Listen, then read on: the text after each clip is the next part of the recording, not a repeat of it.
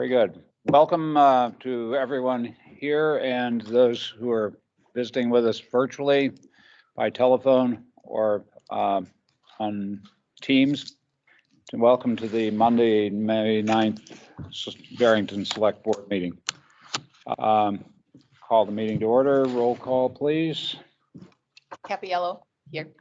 Gibson here. Scotia. Bailey here. Manchurek. All right. Could we all rise? Pledge allegiance. I pledge allegiance to the flag of the United States of America and to the republic for which it stands, one nation, under God, indivisible, with liberty and justice for all. Thank you. Thank you. Are we all signed here? Yeah. Came back. Thank you. We'll move that along. Everyone had a chance to look at the agenda? Are there any corrections or anything you'd like to change on the agenda? Nothing from me, Mr. Chair. I have nothing. All right. I'll make a motion to approve Thank you. agenda. Second. Second from Mr. Bailey. All those in favor, aye. Aye. Opposed? All right. Public comment. Thank you. For those of you who are here and online who've not been here before, public comment is for anyone, any voter or any registered voter in the town. 3-minute limit. We have about 30 minutes. First, we'll do the people who are in attendance, and then those of you who are online can raise your hand on your computer. For those of you who are here by telephone, you'll press *6 and unmute yourself, and then we'll call on you in turn. All right, our first person here, Mr. Ayers. I'm Daniel Ayer. I live at 334 Old Concord Turnpike. I'm a grateful citizen. Thank you. Yes. On the consent agenda, the paving, I saw that and you guys reviewed and stuff. But when I was a selectman, it took me 4 years to get the macadam introduced to the roads and stuff. I'm a firm believer in it. It was introduced in 1820. And then it's been around. It works out perfect and stuff. But I support the road agent staying with advanced excavation and paving thing. Beauty Hill was done a quarter of the price on estimates from engineers. $160,000 is spent on Malago Bridge for observation. That's why people observation is, not inspections. 2-foot pour, the heat and the summer heat. There's no fault of the contractor, hairline crack, root, or fracture. This board, I had more construction experience than some other people on this board, but give the staff more room to design project. On paving, you save on the roads, you pave on plowing and the salting. So you're saving all around. And I want to continue supporting that. And give the, we need engineers on everything. The staff can do some stuff. And then they can lean on the engineers for support. And that's it. I support the road agent on his recommendation. So then he goes wrong, Vance did the prep work, there's only one finger to point. And that's one thing good. When you bounce around and stuff, everyone's pointing fingers at other people. It wasn't my fault. So thank you for your time donated to the town. Thanks, Bill. Great. Anyone else here that would like to make public comment? Anyone online? I don't see any hands raised at this point. Last chance, raise your hand, or if you're on your phone, press *6 to unmute yourself. Wait to be recognized by the chair. Be another opportunity for public comment towards the end of the meeting. Nothing on this end, Mr. Chair. I see nothing else. Okay, we'll close public comment, the first public comment. Thank you. Public hearings. The school board liaison is not in attendance and won't be. I can give her some report from the last meeting at the end.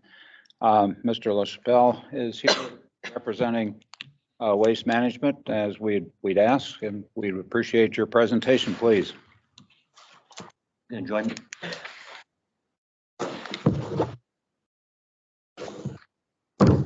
Yeah, If you just give your name and of course. for everyone. Yep, of course. My name is Pete LaChapelle, and I'm with Waste Management. I'd like to thank the chair and members of the board. First off, for your service. I sit in your shoes next door and so I know your challenges, but thank you for your time this evening. I've been working with Erin, and I believe she had sent you, it's just slides that I put together, and I'll touch on a few of them for the public. Obviously, you folks know why I'm here. Inflation, well, over 8.5% now, and everything that's happened. Obviously, the town nor Waste Management could have anticipated this when we executed the agreement. So that's why we're here. But if you have that, and people at home that are viewing this, I put together again about 8 slides, and I won't touch on everything, but I know the town does have a copy that they could probably put on the web, so they can view it at their leisure. But some of the impacts that are affecting our industry and everyone, labor challenges. We can't find anyone that wants to work right now. And trucking industry, I mean, it's across the country. Supply chain disruptions, higher volumes, fuel increases. It's on the, whoops, yeah, you're trying to get it up there. How do we do Ah, there we go. there? Thank you. And I'm actually jumping to page 3 or slide 3. Right now, again, inflation is at like 8.5%. Some of the indicators to the left-hand side of this spreadsheet just shows, price. Think about what's going on. Prices of new cars, trucks, appliances, computers, because of shortages of needed semiconductors. But again, there's other bullet points. I won't read through each one. The slides that I really wanted to get to was 4, 5, and 6 that I wanted to touch on. I need to put my cheaters on so I can see. But again, some of the main things that are affecting our industry is maintenance, up over 29% for parts, tires, maintenance. Again, tires, rubber itself peaked at 44% increase from tires over 2020 cost. Lubricants, again, up over 50%. On page slide 5, carts really doesn't impact here, but carts for like the city of Rochester has automated lift with those carts. The resin is a shortage and the cost is up over 50%. Containers and compactors, that does affect, that's what you folks have here at your transfer station is containers and compactors. Hot rolled steel has increased over 200% since 2020 costs. So all this in combination is just driving things through the roof. The other one is collection vehicles.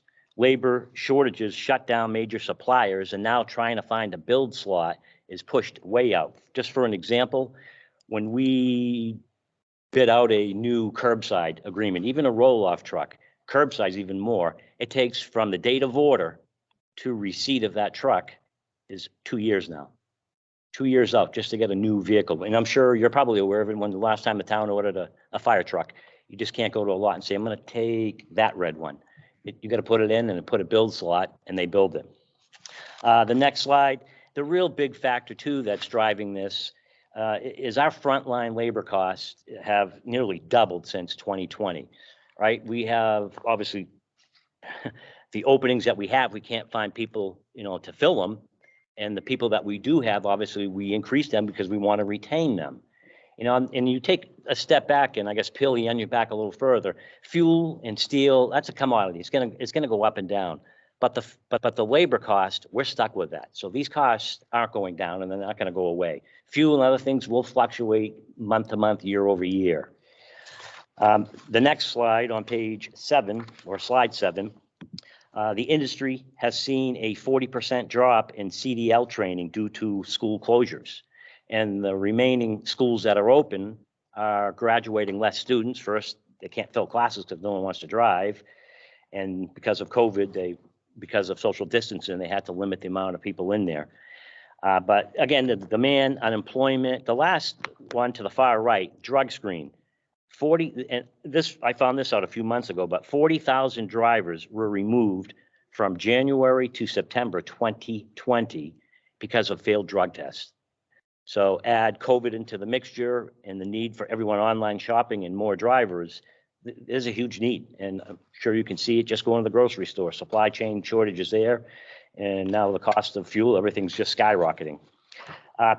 Slide 8, I should say, I just put, just for your reference, some inflationary indicators like the PPI, general freight and trucking, which applies really to waste management, up close to 16%. The producer price index, again, another index that shows different increases, up over 13, and G&T, or garbage and trash, is up over 8.5%. Again, all this didn't anticipate, nor did the town, when we entered into this agreement. And basically, that's why I'm here tonight, because, you know, we're asking to help cover these costs. And again, the last slide just goes over, again, some of the macro labor trends. And the one that I really point out is to the far right, you know, the type of jobs that are available: transportation, hospitality, restaurant, services, et cetera, do not match the type of jobs workers are seeking. You know, many moved during COVID, and the location of the talent isn't aligned with the jobs. You know, people are working more remotely, and the jobs are south or wherever, but they're not in line. So couple that with landfill capacity issues, specifically in the Northeast, but this goes across the country.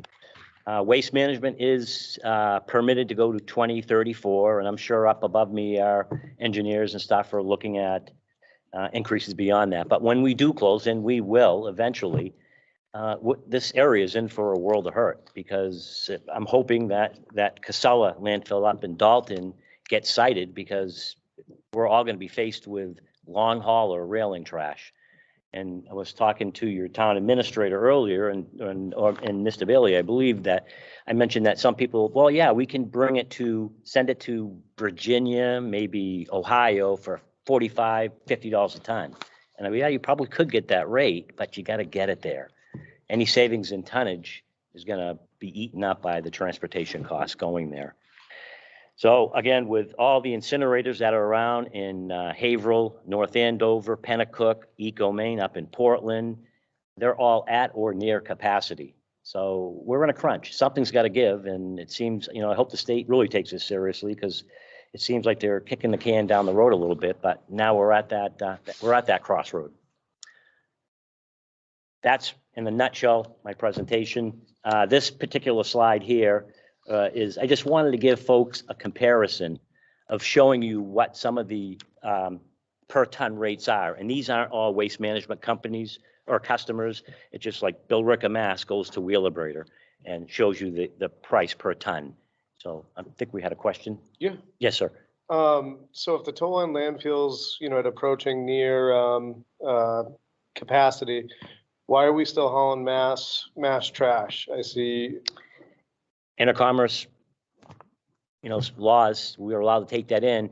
Any customer now that doesn't have well, they're not customers. If we don't have a contract with a municipality or a company, and specifically special waste, when I mean special waste is like asbestos, dirty soils, we're shutting them off. We're not taking them. We're managing. That's why it's important to have a contract, because if you don't have a contract, we're not going to take it. And it protects waste management and the town to have something in writing. But yeah, we're a big company, and No, I get it, but you know, yeah, out for the greater good. yeah, but we are. And again, the volume, we're managing it. And if we just took, those guys pay the shipping to Ohio, not us. yeah, well, some in Massachusetts are. You got to remember, from 2004 to February, I think, of last year, the Northeast lost over 2 million cubic yards of landfill space because of closures. And again, we're cited for another 15 years or so, but you're going to blink and that's going to be upon us. Hopefully I'll be retired and off the city council by then. That I will be. I can guarantee that. Hopefully. Any other questions? I'm curious, some of the commodity prices are going up, and particularly metal comes to mind. Are you Are we able to offset some of these costs by the increase in what we can recycle and the prices we get from recycling? Well, the recycling market's still a big challenge, albeit it has leveled out a little bit, if you will. If you recall, probably maybe 2 years ago, and 3 and 4 was even worse.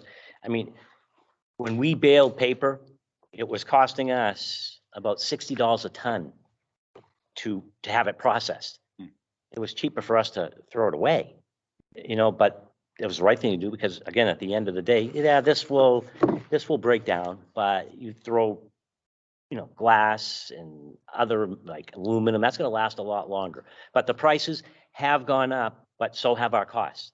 So just for an example, for single stream recycling, I just quoted another community that's looking to do it again. They stopped, now they want to come back.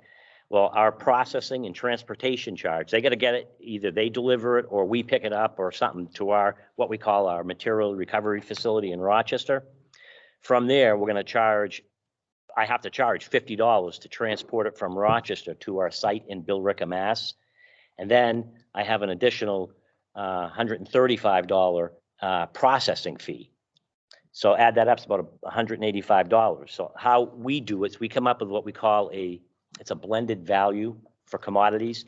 Each commodity has its own. You have cardboard, you have mixed paper, you have different types of plastics, aluminum. So each in our recycling center, we have a percentage what comes in. So we track, what comes in and what goes out. So we have a percentage, say for cardboard, say it's 24% of the material we receive is cardboard. That has a value. Then we look at the next, mixed paper. That has a value and a percentage that comes in. We add all that up and look at what we call the blended value of the whole commodity stream. That's at about $93 as of, that was April. I haven't seen May yet.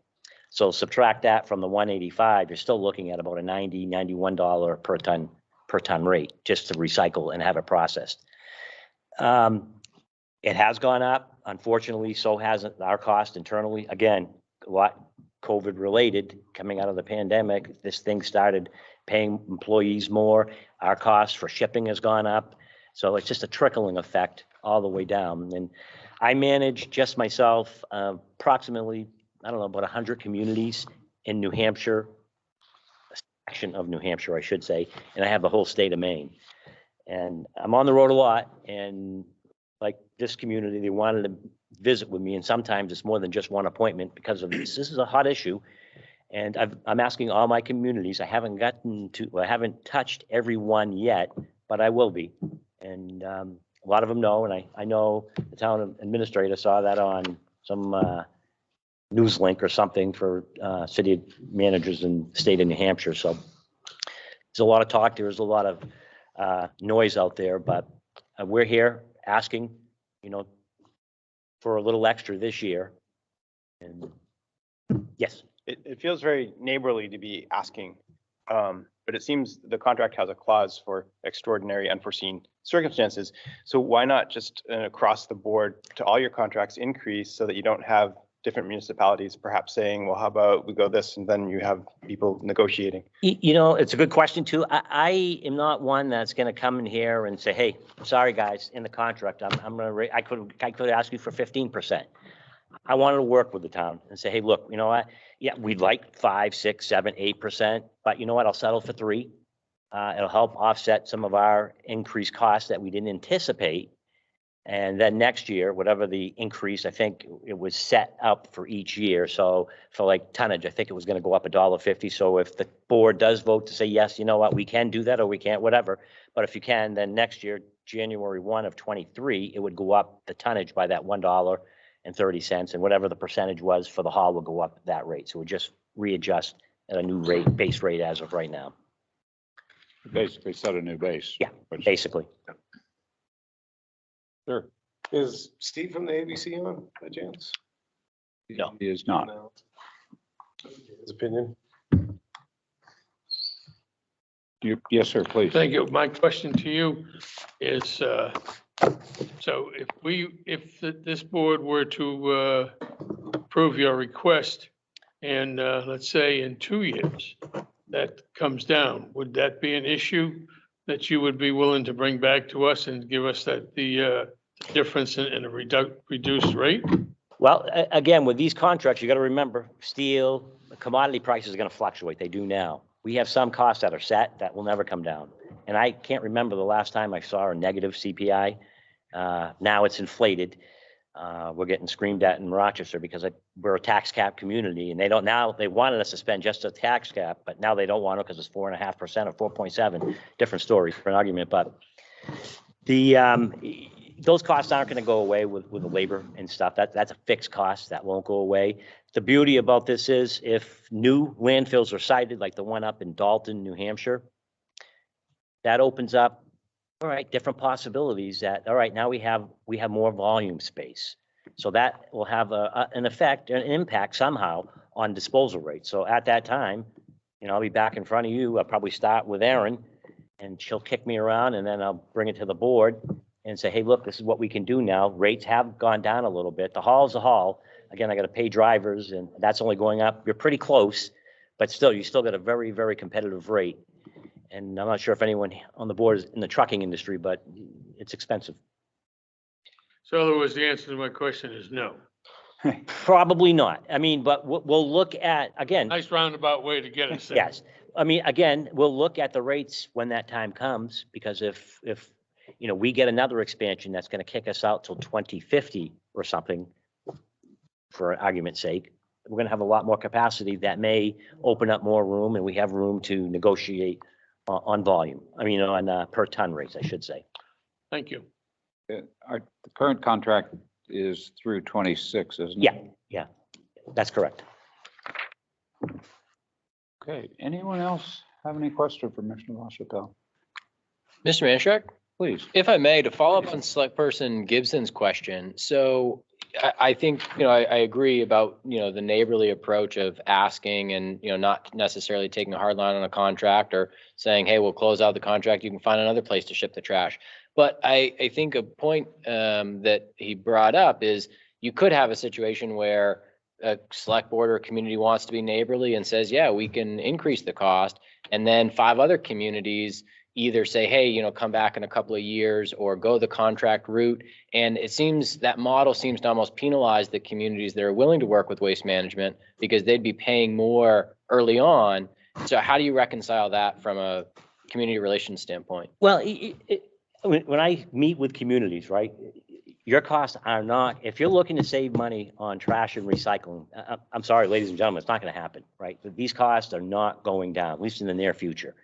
Right. And I look at this, I'm going to take a step back. I got my city council hat on now. You're coming to me and, all right, well, I know what my contract says. I know what we're paying right now. And I know the future, I'm going to be here. I'm trying to help bridge that gap. That old adage, pay me now or pay me or someone else later. It's going to happen, folks. And I'm trying to bridge that gap. The community has every right to say no. I mean, that's fine. I'm not threatening. I just know these costs are not going away, and it's going to be a big burden. Even bigger for Rochester when we do close, because then they're going to have to start paying tonnage. But Separate issue. it's a separate issue. Thank you. Price the situation right now, so where you could change the contract, have we reached that point? Do we know that barrier? Is it a? Because, yes, prices may not ever go back down, but if we can delay them in the process, that will still help us out in the longer run. Because I know a guy who's in the trucking industry and locked into a big job, but didn't account for the fuel, and somebody told him, well, you'll never do that again. You'll include for it next time. Yeah, I mean, we're not. It's a crisis. Yeah, I mean, and again, like I said, the fuel and these commodities, they're going to fluctuate. It's going to turn at some point. Maybe when we hit a recession, I guess. I don't know. I hope not, but it will correct. But some of these are fixed costs that won't go away. I mean, we don't. That's my personal. I'm not going to force something on you. I don't think that's good business practice. Like, I'm not going to come and just visit with Aaron and whoever once every 5 years when the contract's up for renewal. That's not good business practice. I want to know, and she's very good at approaching me when there's an issue, something's down, that, she knows who to contact and relies on me for my input on recycling or whatever. And she does that a lot, and it's not a problem. Because if we, if we don't do anything and just say, hey, we'd like to consult with our ABC, and we don't end up doing anything, is it like, well, shit, you guys are out of luck, it's gonna be 15%. You had your opportunity to bargain, so. I don't know what well, how do I put this? I guess if I could see the crystal ball, no offense, I wouldn't be here, I'd be in my retirement home somewhere. Prices are gonna go up. To what extent? I wish I could answer. I don't know. You have very aggressive rates if you compare to that list for disposal. I think you're at 77 and change. A lot of these communities, 70, 80s, 90s. If you were to call us today, you'd be in the, mid to high 80s at best.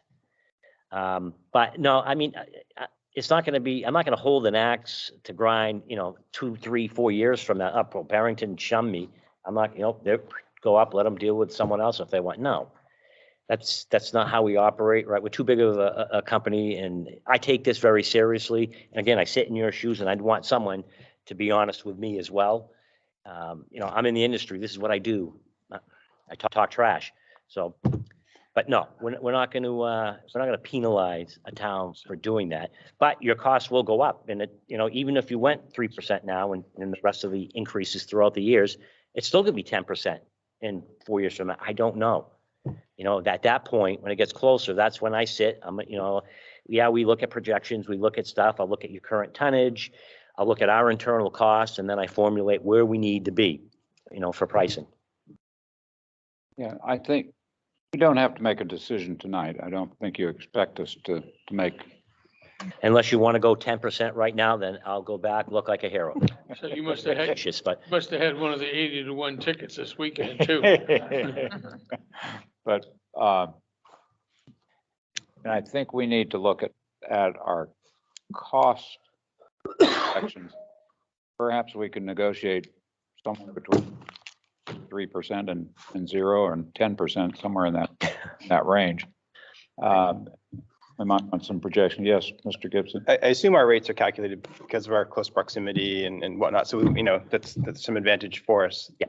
I think that, if we're paying into it and then carrying, say, other municipalities, I agree with you that at some point everyone's going to pay for it, and it's now or later. And but if we pay now and then we're going to have to pay later, still making up for the others, it almost seems like it would be easier for us if it was just a universal across the board for all contracts. But right. And some of my contracts are older. I inherited them, working as they renew to get more, I guess, better language in the contracts to help protect us. Because again, no one foreseen this at all. No one could have. And it happened. We're dealing with it. I have a lot of communities that, not one community that I spoke with doesn't understand what's going on, because you go to the grocery store, you feel it. And everyone does, they get it. It's, now they're putting their select board hat on, like, oh geez, how are we going to budget this? I had some communities say, well, maybe we can use ARPA money. I was like, that's not my call. That's your decision, not mine. But I have communities that are on board. They're going to, who is it? Somersworth's giving me 7%. East Kingston is 3%. I'm in talks with Dover. I'm up in Jackman, Maine, Carrabassett Valley, and the list goes on. Again, I have about 100 communities, and I had one. It's on the coast of Maine. It's just what we call a disposal contract only. They have a third-party hauler bring the material to our landfill in Norwich Walk. They flat out said no. Like, okay. And he goes, I know it's going to come back to haunt us. He goes, but right now I look like a hero. I go, right now you do.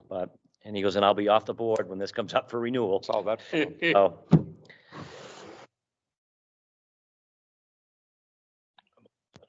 Okay. I do think we need to discuss this collectively. and I didn't bring cards. I apologize, but I know Aaron has my phone number. If anyone, Connor or any of the board members, please feel free to call. I'll be more than happy. Also, if you ever want a tour of our facility, weather's getting nicer and everyone wants to come look at a a landfill and get up right up on top and see the big bulldozer push stuff but the invitation's there if anyone, if you ever wanted to, get a tour, give me a call and I'd set something up. Here you talk trash. We can talk trash together. Thank you very much. Anyone else have a question for Mr. LaChapelle? Very good.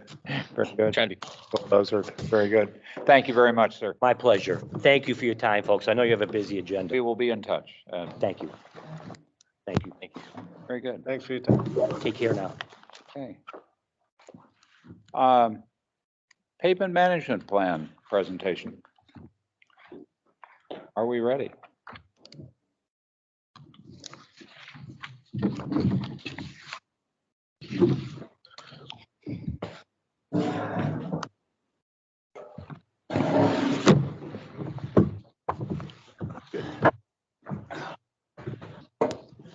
We can see you, Mark, but we. How's that?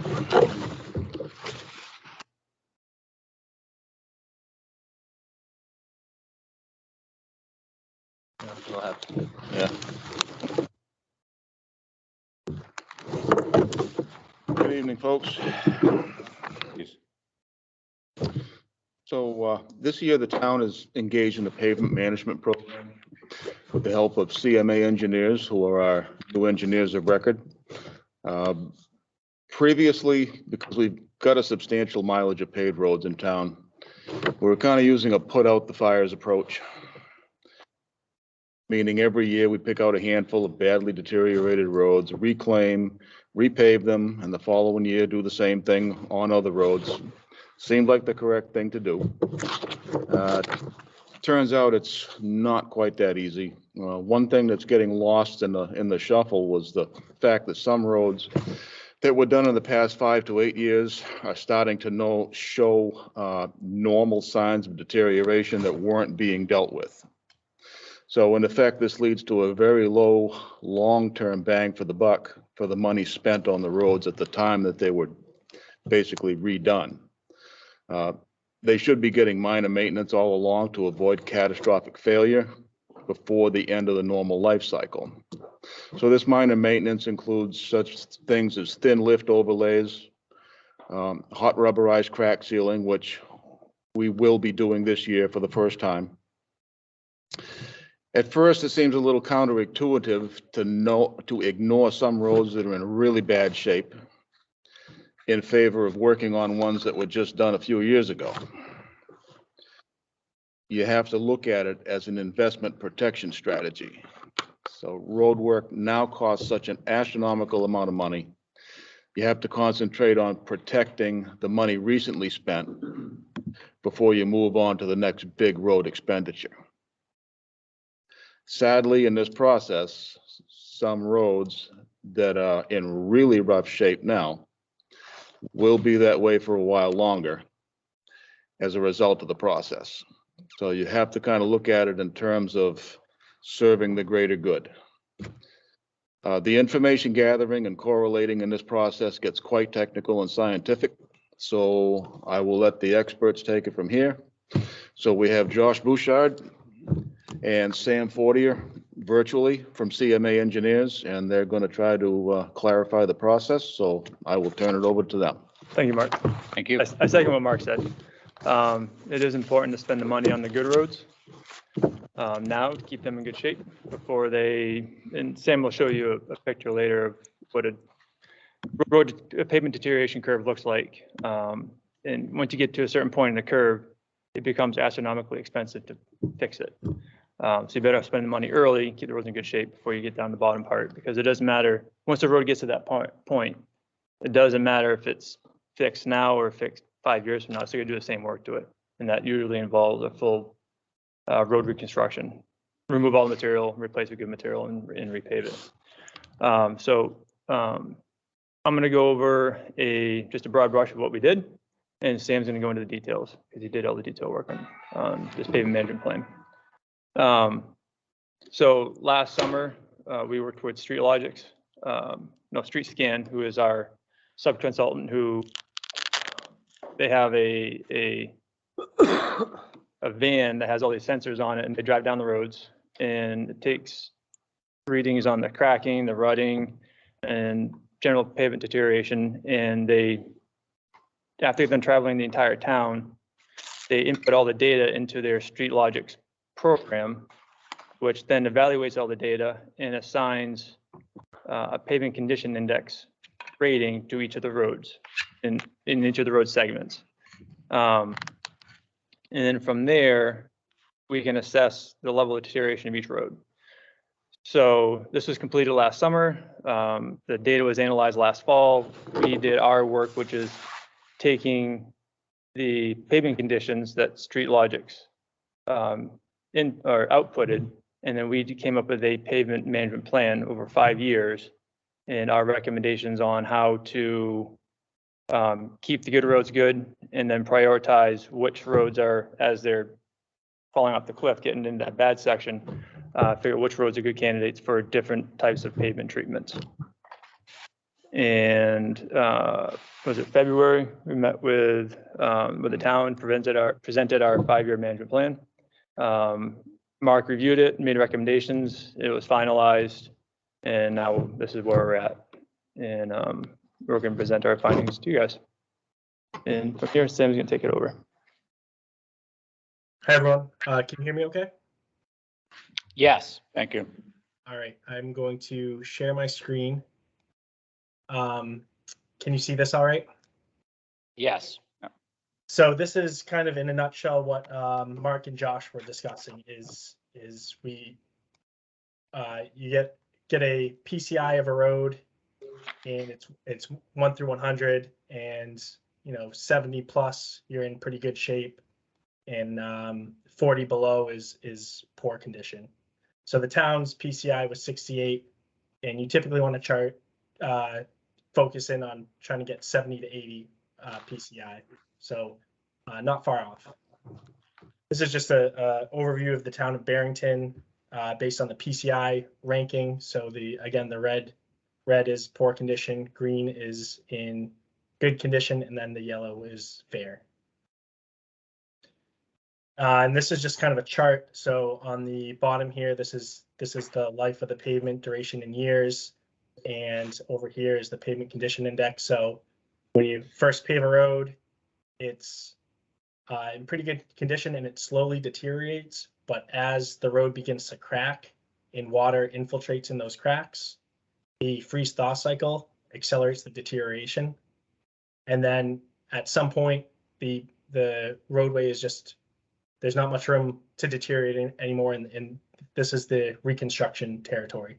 So the goal of pavement management is to try and catch these roads up before it hits the steep part of this graph, so that you're filling cracks and overlaying roads and spending little money now to avoid spending a lot of money on those roads later on. And this is just kind of emphasizing that point. So $1 of preventative maintenance here is $8 to $10 of rehab down here, and that's just 10 years down the road. These are just kind of brief costs of the different types of maintenance. So there's preservation, which is about 50 cents a square foot. Then you can overlay the pavement, or if you milling, where they shave off the top inch or two of pavement and put new pavement down, and then all the way down to reconstruction. So you can see the cost difference: $6.75 a square foot for reconstruction versus half a buck for minor maintenance. These are just kind of examples. Here's an example of crack sealing. They're milling and overlay, and then just full reconstruction. And this just emphasizes the life cycle cost. So traditional, just fixing the roads that require reconstruction would be this red line here, and you just wait until it fails and then reconstruct it, and then start that deterioration curve all over again. Where the optimal from a money standpoint is to just continually apply preventative maintenance and keep that life cycle costs as low as possible. So pavement optimization, general goals: keep the good roads good, and maintain or raise the average townwide PCI. And the difficult part with optimizing pavement management is you, as Mark mentioned, you're leaving these roads that are in poor condition, which is often difficult to describe to people. And then just to emphasize the difference in price for every mile of road you reconstruct, that's about 13 miles of road preservation that you cannot do. So you're really preserving the roads. I can't emphasize enough how important that is to the life cycle cost. So here's Barrington's current maintenance needs based on what StreetScan got. This is what got us to that 68 PCI. So you can see that in general the roads are in pretty good shape. There's a lot kind of in the middle, in the shim and overlay, mill and overlay range here. So just to kind of see what happens in 5 years if you don't spend any money maintaining the roads. This is the 2027 graph, so you can see how things deteriorate over time and how that PCI changes in the importance of managing the pavement. This is just a snapshot of roads that require reconstruction. In our meeting in February, we kind of discussed that, we apply this deterioration curve to all of the roads, but that's a general curve we use. So Tolan Road, for example, that's busier, is going to deteriorate at a faster rate. It experiences more traffic than some of the dead end roads. So over the next 5 years, if no work is done, there's about $10 million in reconstruction projects, and some of that can be pulled out in some existing projects the town has. Malego Road, Tolan Road, Deer Ridge Drive, there's sections that are already slated for engineering and reconstruction. And some of these costs, so when we're looking at these costs, you can't compare these pavement management costs to the engineered road costs, because the pavement management costs are lower because you're just simply paving the road, whereas some of these other projects you are fixing drainage issues. There might be guardrail or culverts involved. So it's not an apples to apples comparison, but we essentially wanted to get some reconstruction projects in the plan so that we are addressing those needs, but focus on the busier roads that will deteriorate quicker. And these are just a couple examples of roads that the PCI suggests it's going to drop off and need some reclaim or reconstruction, but just based on the low volume nature of the roads, we think you're better off delaying these roads and focusing on the busier roads. And this is just kind of a highlighting ones that we've suggested to delay in the process. And the goal with this pavement management plan is that once you get ahead of the pavement maintenance, that frees up more money for reconstruction and reclamation. So you will get to these roads, but you'll be able to, once you get through the preservation process, you can really hone in on the reconstruction process. So we took the results from StreetLogix and started just placing in some sample budgets to try and see how that would affect the 5-year PCI, the pavement condition. So we started with $650,000 a year, which was kind of the town's current budget or thereabouts. And it shows a slow decline over 5 years. 820 kept it pretty steady. And then 900,000 a year has a slight increase. And just to show an example, if you spend 820,000 a year and just tackle the reconstruction projects, you can see how quickly things start trailing off. So we took that. I'll skip over this. We took this to the town in February and discussed it, and we did some adjusting based on feedback from the town. and kind of geographically locating them so it's a plan that makes sense. And in general, everyone was in agreement with it that the more of a focus needs to be put on preservation. So our final report is the $840,000 a year pavement management budget. 20,000 of that is coming from an existing road maintenance budget. And this results in a slow decline of the PCI, but the trend will reverse to a positive trend in the next 5 years. So again, as you catch up on the preventative maintenance, you will be able to that PCI trend is gonna tick up in the future. And then we focused on for the higher cost efforts, we tried to focus on some higher volume roadways that made sense with the budget. So Hall Road, Tolan Road, Green Hill Road are included in that 5-year plan. And so we suggest with the plan, we should revisit it. We can revisit it in a few years and update the costs and rerun the model and make sure that the costs still make sense and the plan makes sense. We can address any specific road issues. And then the other thing that's beneficial if we could rescan the road in a few years, if the town wants to do that, you can fine tune the deterioration curve and really get it specific to Barrington's needs and what your roads are experiencing. So here's the 5-year plan in a map view, and in the report you have it has the list of roads also in the appendix. So red is year 1, and there were some roads in year 1 that are just, it's an overlay because they were paved to binder last year.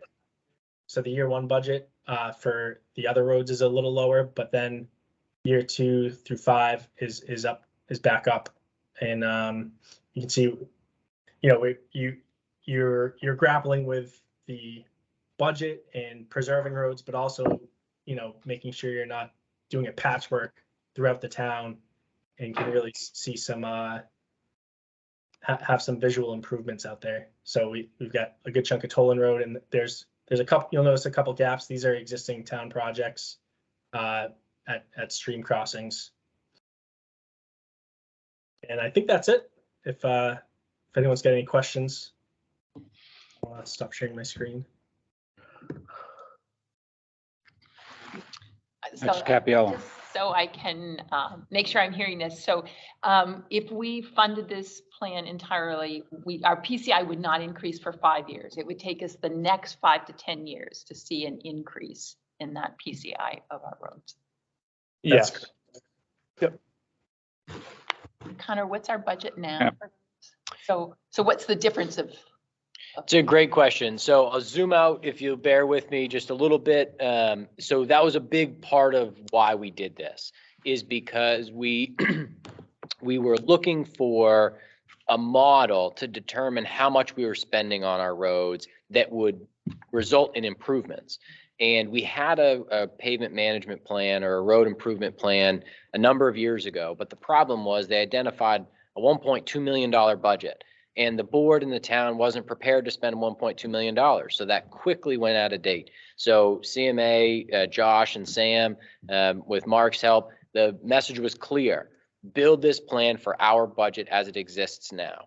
Once we have the information, the select board and the voters will be able to make informed decisions if we're spending more than the budget or if we're increasing the budget. But at a minimum, we know what our budget will get us. So that 800 to 840,000 is what we have available right now.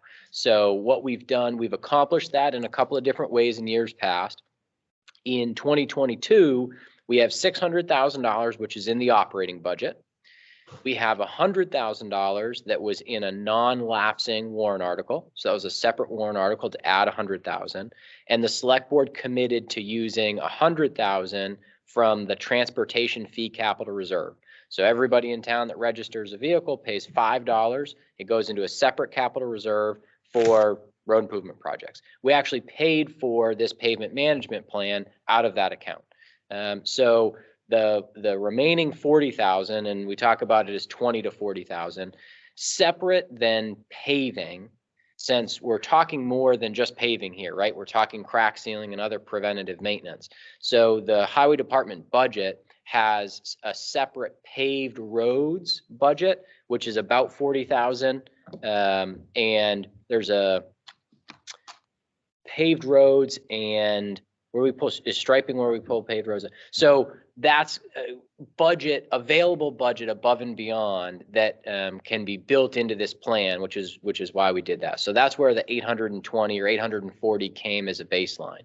And I think what the select board in town should consider is if we're okay with a PCI staying level for the next 5 years and building into a next 5-year plan and making very small progress in that way, then we know what we have to do. But if alternatively, we'd like to make more of an investment, increase our PCI, we can either increase the budget, go through the budget process, increase the budget and see what that will result in, or we can pick some of those projects almost as capital projects each year, go to voters and say, we'd like to appropriate $250,000 to fix this section of Toll End Road.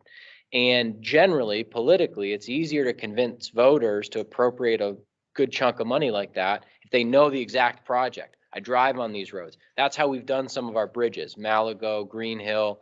We set money aside, but when we have a big project like that, we put it on as one project. Everybody can agree that we need to fix Toll End Road.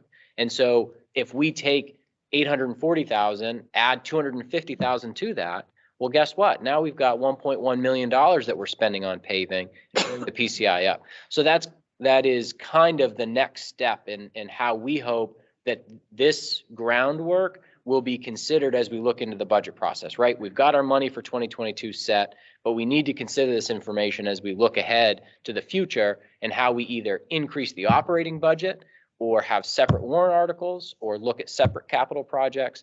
And Mark will be able to work with CMA to tweak the plan on an annual basis to make those updates. A little bit long-winded. I hope that addressed your specific question, but some other. I did have one follow-up that. So if we use the warrant article money, you gave 2 examples of 100,000. So essentially we were depleting those in year 2, I think you're talking about. And I imagine they get rebuilt to that amount by year 3. It's a good question. So the non-lapsing warrant article is a separate warrant article. The town went a number of years and put a warrant article out for $100,000 each year. And so select board can make that decision.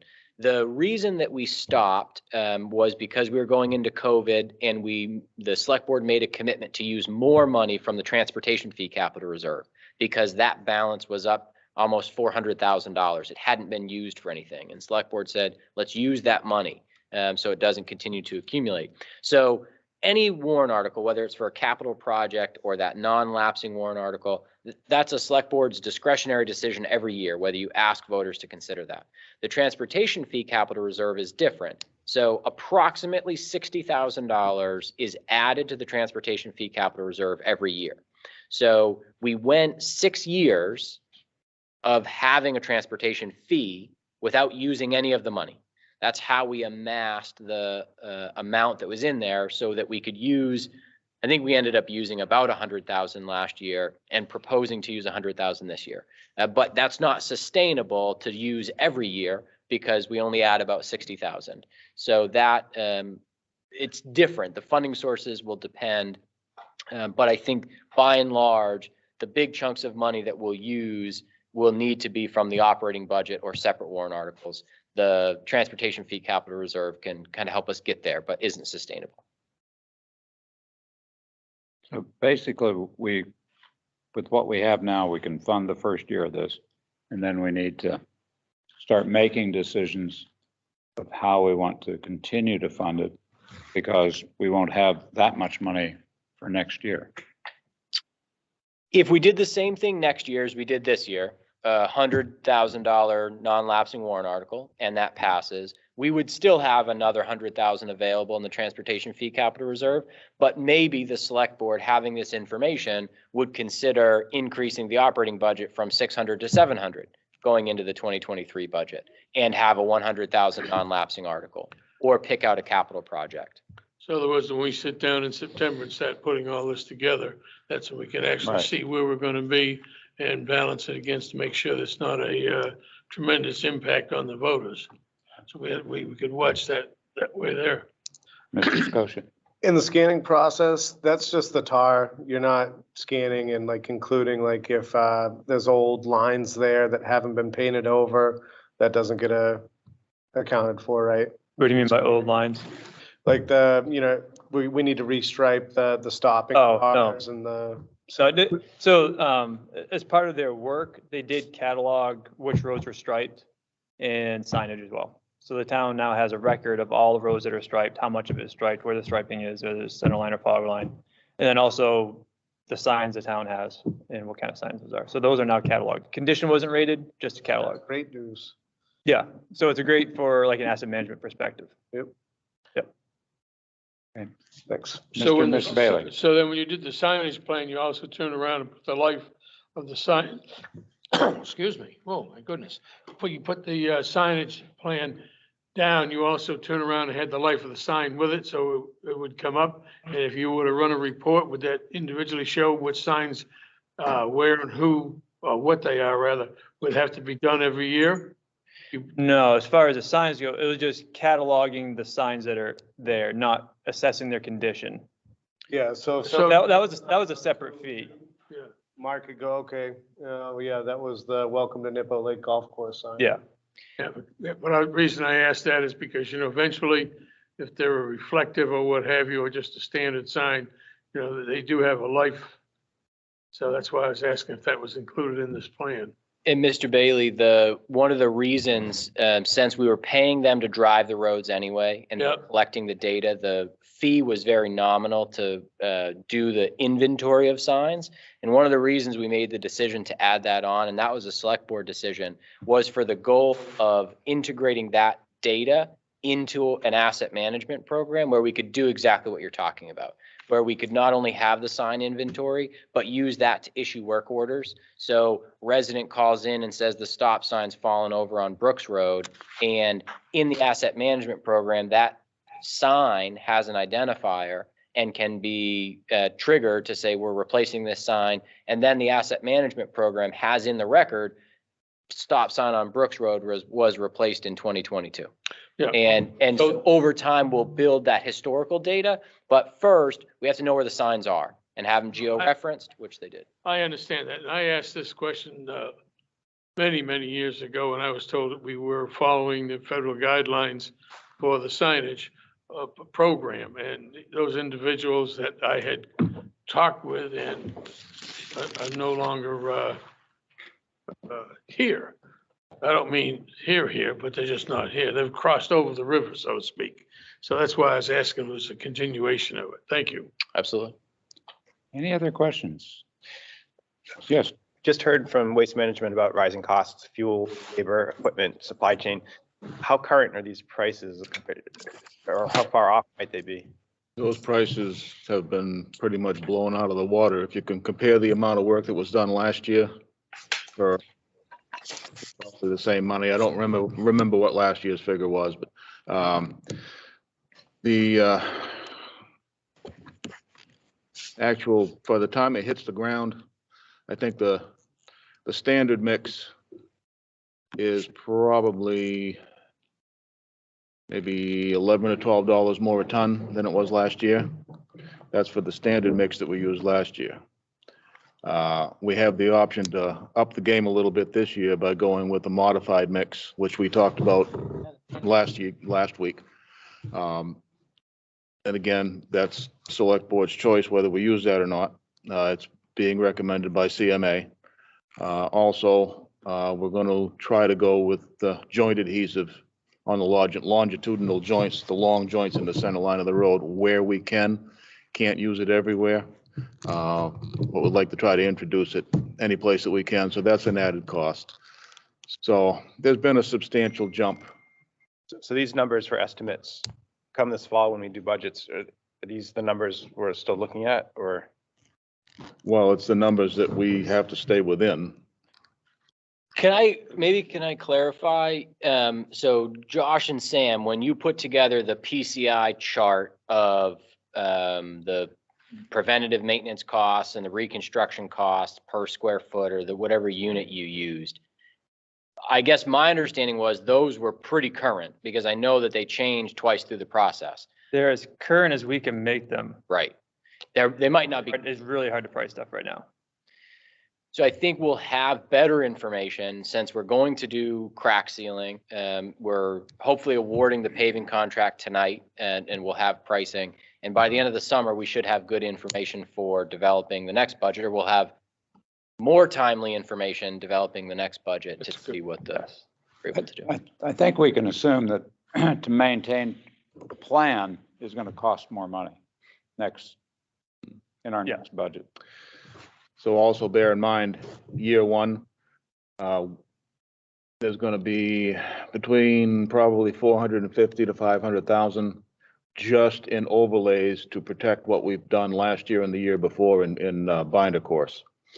So basically 500,000 or so is gonna get sucked right up really quick, just protecting what we had did last year and the year before. And that's built into the plan. That's in what was presented. Yeah, so, the pavement management plan that we used was $820,000.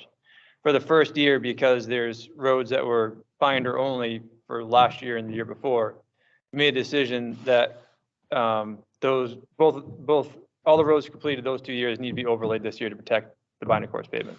So that took $500,000 out of this year's pavement management budget. That's one of the reasons why the PCI is staying relatively flat, is because that first year, we're starting with, 2/3 of the money, or a third of the money, because we took 2/3 of it out.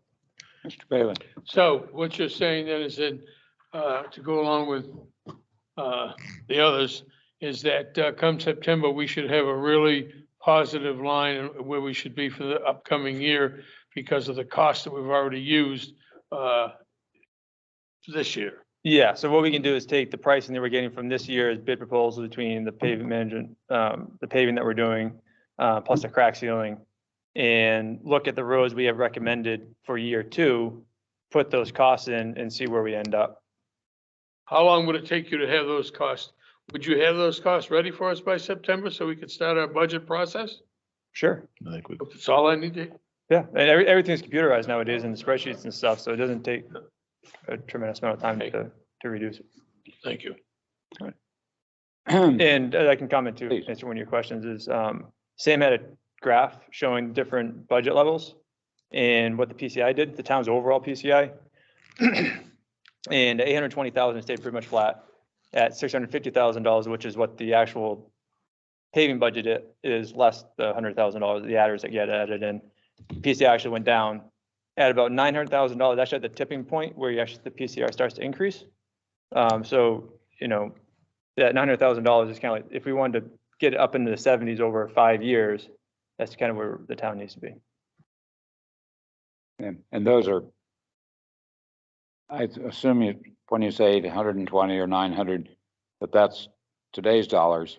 Those may not be Tomorrow. 5 years dollars or Tuesday's dollars. The 5-year plan does have some assumed inflation built into it, but Okay. at this point, who knows what's going to happen in 5 years. Yeah. Yeah, I think construction inflation typically has been like 2 or 3%, if that, each year. And I think that's what we assumed in the pavement management plan, but that's obviously out the window for this year. Yeah, tomorrow's price may be different. Tuesday's price readjust. Yeah.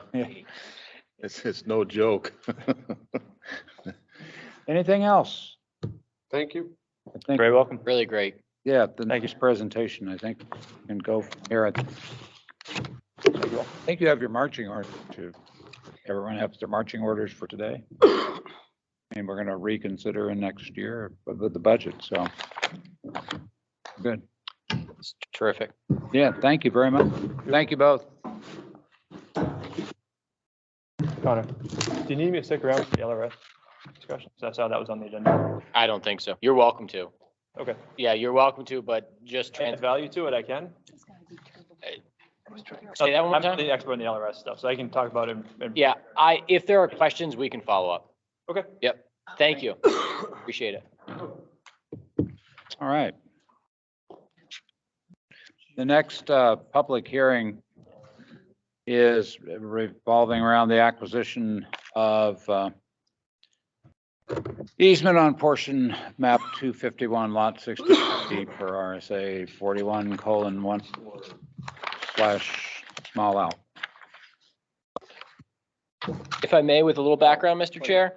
So especially for the new members and the community, this RSA 4114A process is a statutory process. Communities by default, the legislative body, the voters reserve the right to buy and sell land, the town's land. RSA 4114A allows the voters to delegate that responsibility to the select board. That has happened in Barrington. The select board has that authority, but the statute says you have to follow a very specific process in order to do this. So usually we try to do this once a year with the tax deeded properties that we're trying to sell. It requires comment by the Conservation Commission, comment by the Planning Board, requires 2 separate public hearings, and then a separate meeting where we vote. And so 2 years ago, we developed this template to give some, overall transparency. So in your notice, you have details about the property record card, a map, and the recommendations from the Planning Board and the Conservation Commission. So that's the big picture RSA 4114A. Specifically, the Select Board has already made the recommendation that we would acquire this easement. This is straightening out Bumford Road as part of a conditionally approved commercial development to a Bumford Road. So currently the Class 6 road comes in at a curve. You can see in the map, everybody involved thinks it's better to straighten that out, have a 90-degree intersection. We talked about this at the Select Board. Now that the easement has actually been drawn up, we're starting the 4114A process to acquire it. So that's the details. I can answer any questions, but the process and the details, and there does have to be a public comment at the public hearing. You may recall too that when the select board approved this, what was it, 2 months ago, 3 months ago, we all kind of agreed that this was a reasonable thing to do and go ahead with it. Is there any other public comment? Or does anyone on the board like to comment? The Planning Board looked at it last week and they made their recommendation positive. Conservation looked at it and Yeah, thumbs up. both. Any questions? Anyone else? No. Okay, any guests present or no one on present is commenting? How about online? Anyone online? If you want to comment, you'll raise your hand on your computer. Those who are on by telephone, *6, unmute yourself and we will recognize you and you can speak. Not seeing anything, Mr. Chair. I see nothing. In that case, we'll close the public hearing and we will again address this at our next meeting on the 23rd of May, the public hearing on that date. Okay. Consent agenda. Everyone have a chance to review the consent agenda? Mr. Bailey. Thank you very much. I have 2 items that, as I went through, items D, items F, are 2 that I would like to take out and discuss openly and through all the other accounts that are there. It's the only item I have. Bailey has made a motion to remove items D and F from the consent agenda. Do we have a second to that motion? I'll second it. Anyone else does? All in favor? Aye. Aye. Aye. There's three votes. Anyone opposed? Because it requires unanimous consent, just one select board member asking to pull something off is sufficient. Forgot about that. You're right. With the modified consent agenda, we could have a motion to approve the consent agenda minus D and F. Anybody like to make that motion? I'd make that motion. Mr. Bailey. I'll second it. Any discussion, objections? All those in favor? Aye. Aye. Opposed? we're cool. Okay, Thank you, everyone. well, shall we go on to address those two items? Like to do that under new business? Well, I guess they are new business, aren't they? Very good. Okay. Appointments. We have applications for John Morris to be reappointed to the ABC, the Advisory Budget Committee, the term that expires in 2025.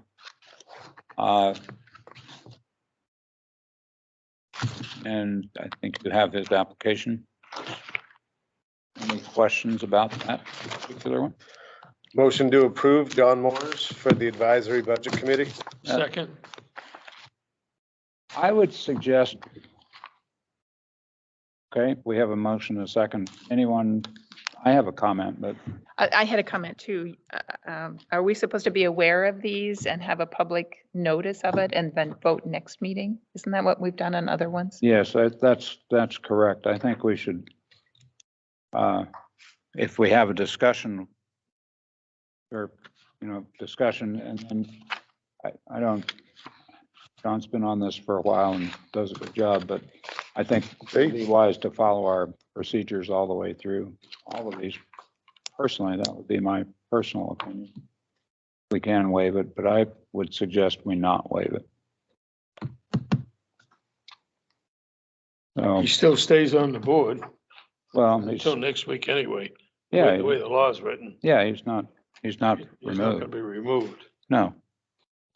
So, that's what I would recommend, but we can vote on your motion if you would like. Unless you'd withdraw. No, I mean, I put the motion out. I mean, this guy's Yeah. been on the board for a while. I mean, no need holding the suspense in for another meeting in my eyes. That's the way I looked at it, so. Same. Yeah, I think you make a good point, but I think it would be wise if we did all of these, since there's no big rush to get this done. My personal opinion is to, Do you want to motion? do- I don't want to withdraw because That's fine. whether we stack it up today or tomorrow, I mean, we're gonna end up dealing with it. so. I think you're right. But, all right, we'll have, Is there any policy, whether town policy or any previously board established policy that we should be following as far as order? There's an appointments to boards procedure, which calls for 2 meetings. So the select board has chosen to waive that a couple of times previously. But that's a procedure adopted by the board that it'll go on the first agenda for discussion and at the next meeting for decision. And part of the discussion the select board had in adopting that procedure was to make sure that the board that they were going to had an opportunity to comment, and for transparency and openness with the public, these are the folks who are looking and putting these positions, so. I'm hesitant to buck the previously established policy, so. okay, well, let's do a roll call to vote. Ms. Capiello? Okay, so I'm voting on Jim's motion. Okay, nay. Nay. Yes. Yes. And no. So the Okay. motion failed, but we'll address it next week or next meeting, That's the 23rd. 23rd. Thank you. Procedural, that's not easy. I know. Yeah, I think we should have written it differently, but that's all right. All right. Okay, zoning board of adjustment, Ms. Cheryl Huckins. And previously served on the zoning board. There'd be a full term that would expire in 2023. You could vote on this on the 23rd. There is some concern been expressed about the fact that her husband is the building inspector and the code enforcement and often presents things to this board, but it's the only concern I've heard. I've heard zero concerns. She worked for the town for 19 years. She kind of knows how Barrington operates and functions. She knows the rules, regulations, and glad to have a well-seasoned veteran of this town and other boards on. I mean, we need more experience, and thank you for volunteering. Well, the potential, we'll vote on it. I agree. Any other discussion? Just to move to next meeting rather, sorry. Good, yeah, I don't think we even need a motion. And the next one is Andre LaPrade. He's asking for appointment for the first time.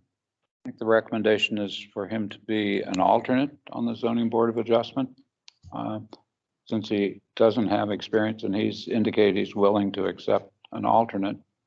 At some point, if we got no one else, he would. Yeah, we can also send him to some of the schools that, classes that are offered to us, so we can provide the training for him, so that would work out. Exactly. Mr. Sakosha. I would just ask that he signs his application. Good idea. Point. Thanks for Although noticing I may that. have done that electronically. I don't know. Maybe. Okay. Any further discussion? All right. Staff report. Mr. McIver. Thank you. So here we are, first meeting in May. I'd like to address the work anniversaries for May, starting with the most longevity, Donald Millette in the fire department for 24 years. Kim Karakis, our current town clerk, started working in the town 22 years ago. Antonio Maggio, EMS chief for 20 years. Wendy Rowe, our assistant library director, started in town 18 years ago this month. Matt Parker in the fire department for nine years. Ben Watson, who recently rejoined the recreation department, has worked in the town, started in the town 7 years ago. Charles Kilgore, a friendly face at the transfer station, has been in town for 4 years. Richard Wentworth, similarly, transfer station for 4 years. Joe Spinney started in the fire department 4 years ago. Regina Lytle, our town clerk assistant, one of our 2 town clerk assistants, started in the town 3 years ago. And we hired our current lead transfer station attendant, Joseph Clark, 1 year ago. So certainly appreciate the cumulative longevity of all of those employees. Look forward to many more years. Another note, the formal strategic planning session that we discussed at the last meeting, the consultant is unfortunately not available on the original date that we had selected. A little miscommunication. Anyways, we have identified July 25th as the alternative, so 1 month later to exercise the same intent. So if without objection, we'll continue in that direction. I have no objection. Fantastic. So update to everybody that July 25th is the date. Okay, next topic, limited reuse soils. I won't spend a lot of time on this. I think it's important that the select board and the community is aware of the situation, knows what we know. There are no action items required. Nobody has to make a decision. I think it will be an ongoing issue that we'll have to deal with. And we're, making steps. Awareness is kind of the first step. We're taking action in the highway department to help prevent the creation of limited reuse soils. But big picture, soil that we excavate from ditch lines to make them work effectively needs to be put somewhere. It can't always be put back on the same property because it would just fall back into the ditch line. And so we haul it back to the highway department.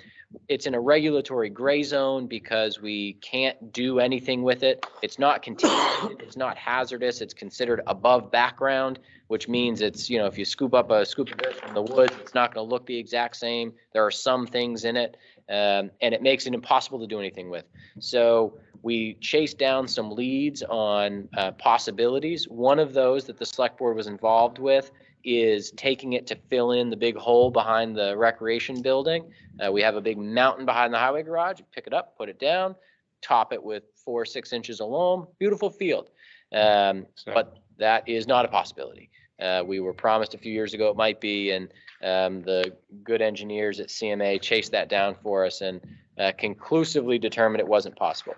I asked them to prepare this memo, and you have a copy in your packet, to make sure that we had good documentation of what we're dealing with, because it may be a few years before we have to address this challenge again or make any decisions. So having that background is important. Like I said, knowing what we know now, Mark is working with the highway department to try to limit the amount of limited reuse soils we're creating. We're never going to be able to eliminate it, as we discussed, or, as I explained. But being conscious that right now our only option is to stockpile it at the highway garage. And Mark has manicured the mountain well, but still that's a limited, we have a limited ability to stockpile there. So that's the long and the short of it. Happy to answer any questions. Mr. Bailey? Yeah, my question is that I don't see the page numbers here. On the next to last one, under waivers for solid. States in here that it's not feasible for the towns to do it because they're already telling you ahead of time that they're going to cancel it. Mm-hmm. So what's the feasibility of us just, kicking the can down there and asking them for a waiver and see if, and make them come back and tell us no? Is that a possibility, or is that just a paperwork drill that we shouldn't get involved in? The latter, in my opinion. Okay. So Mark and Aaron know because how this transpired once CMA got working on it is word started coming through that CMA was concluding it wasn't possible. Yep. And your esteemed town administrator wasn't willing to accept that because we had good reason to believe that it was very much possible. And so we set up a conference call and I grilled CMA for 45 minutes and admitted defeat because I think it would be just that. I think it would be a worthless exercise. And I guess the biggest reason why is some of the regulations have changed since the one waiver that DES did issue.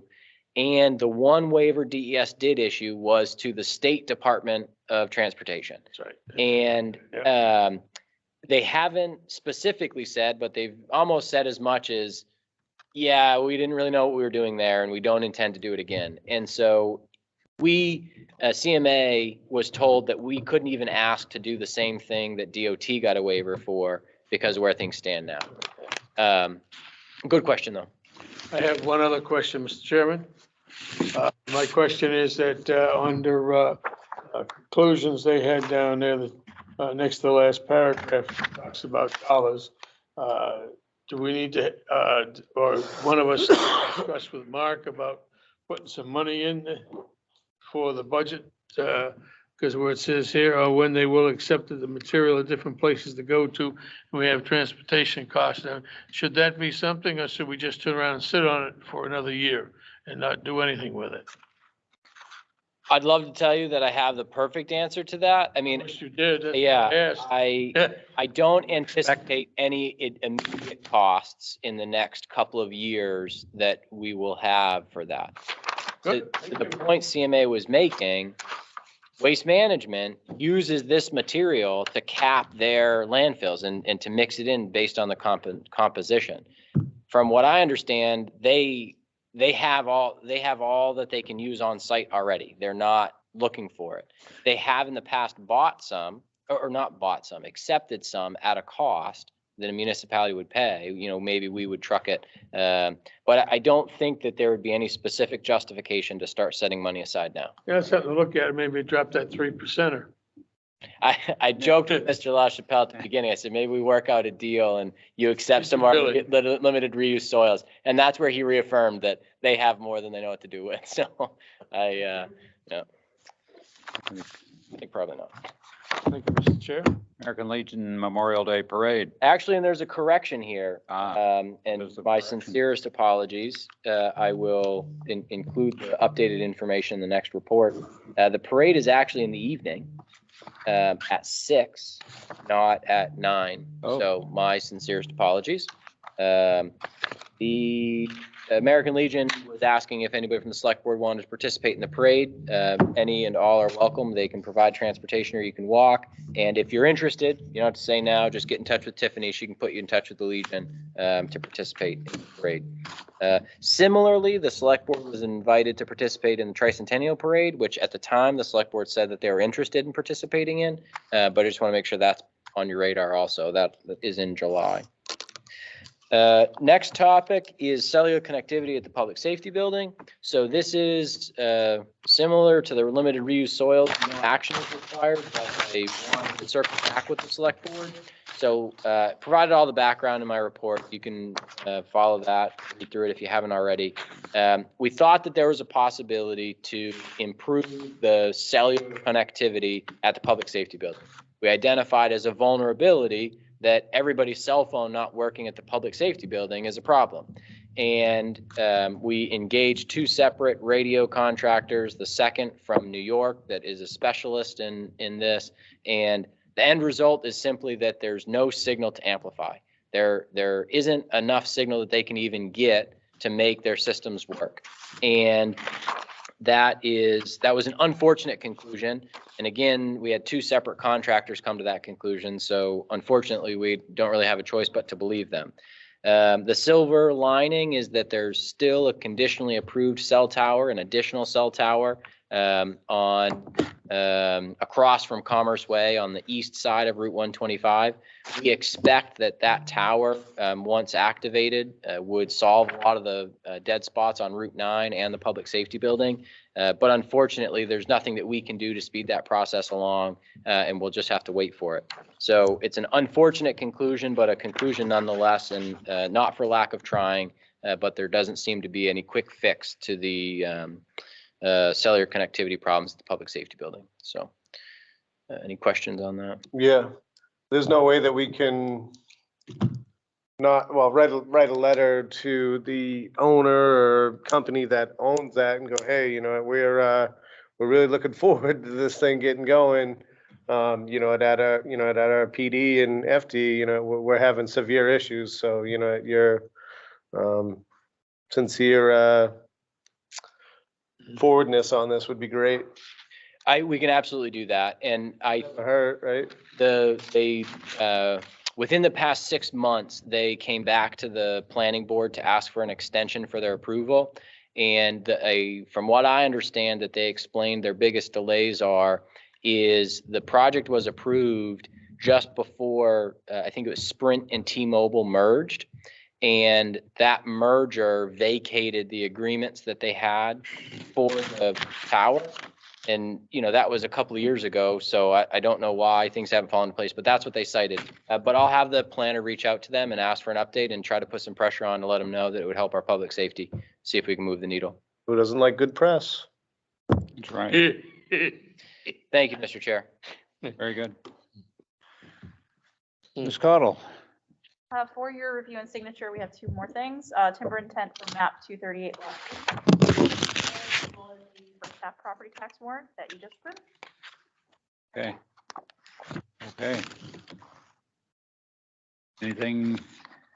Anything else we have for people? Okay.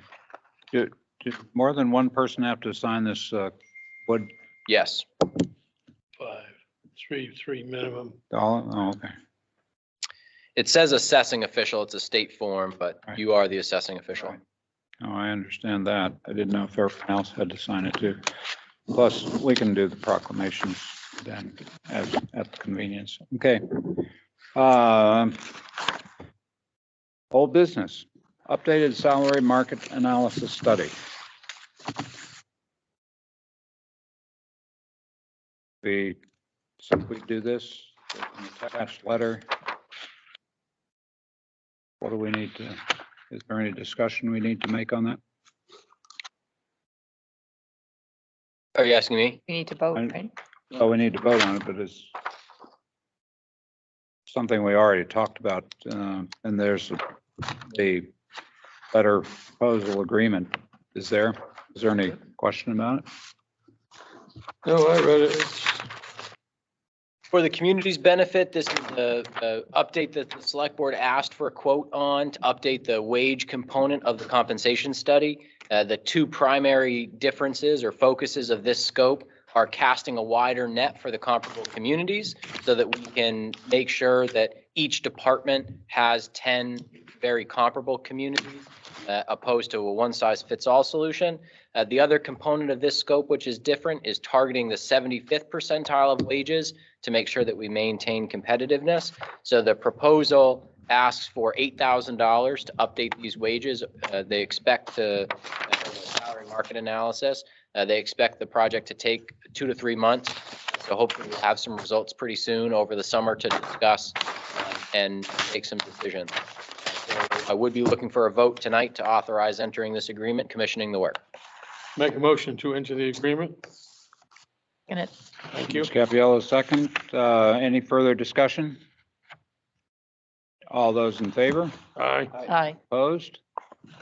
This is Yeah. gonna be good for all of us. This is what we've been talking about Right. maintaining our employees. I think that's a good step we made. Thank you. Tooting our horn for everybody. Good job. Yep. Okay. Then let's see. Oh, yes, Homestead Development Towns Land Committee recommendations. I'm gonna have a chance to look through those. Yep. I did. We've discussed this at some length in various other meetings, but there may be further questions here. I think it's a good idea. We're still working on it. We are able to get more property put back on the pay us instead of, not. So I think it's a good idea. Works out well for us. Well, what option do you think is the best option that they gave? Well, I think, Because this is just discussion, right? We're not voting on it. We don't need a vote tonight, right? No. no. I actually like the latter, option 7, the over 55 housing. That may limit the number of proposals to get. We've had trouble getting proposals as it is, so, I only see 3 options, not 7. well, The 7 was the original, and then they Right. whittled it down to 3 at their last meeting. right. And the over 50 is kind of dead in the water. There's nothing out that way that's going to attract that, or the grants that will pay for that. From what I understand. From what I understand, they went back to the drawing board, came up with 3 different, or, compiled Right. 3 options. Hey, this is the best of the best here. From previous discussions with the board, it sounded like it was kind of the neighborly thing to check with the butters, right? I mean, Yep. going to them first was kind of good relation to see if that interest was still there, because I guess there was some interest expressed. Yeah, previously. most of those people are in Northwood. I mean, aren't the abutters mostly in Northwood? No, there are people, It abuts Around Nottingham, right? Nottingham, not Yeah. Northwood. but only a couple of the lots. We, abut- we would have ultimate say on who the abutters are as well. So I Sure. mean, that's also a tough Also call. with a price too, yeah.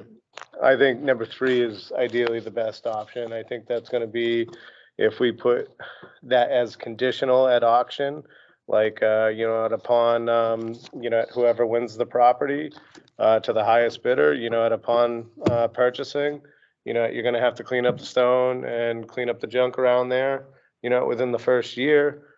Then, we get the highest amount of money for it. Taxes are paid. We put a reserve on it so we don't lose.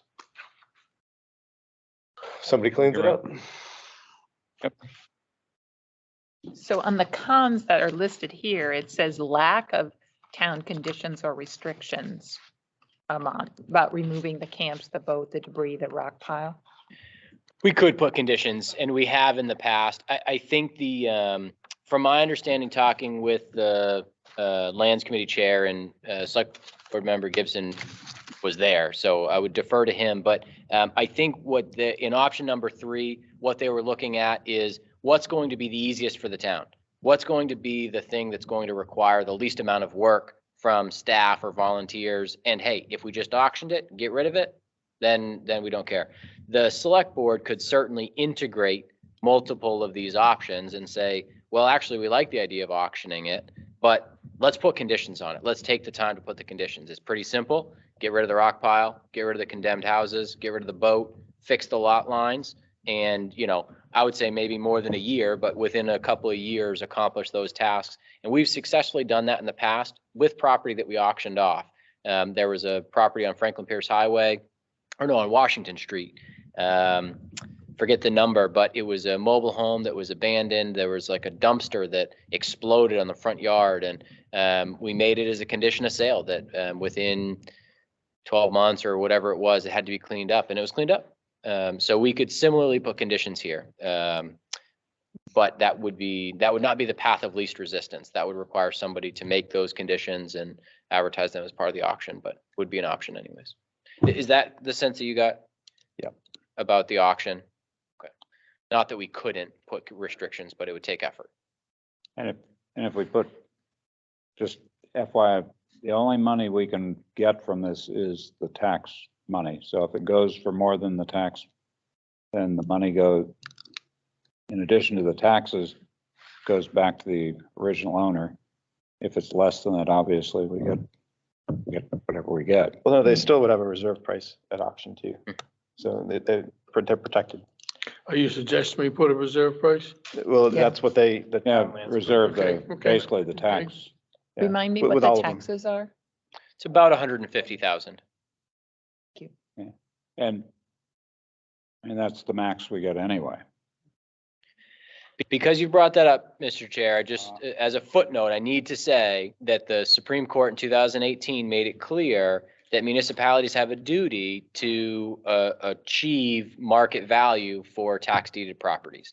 And so while what's most important to the town is, an item that's most important to the town is recouping the taxes owed, what the state Supreme Court said is that the state constitution also says that it's the town's duty to have an interest in the property owner's excess proceeds.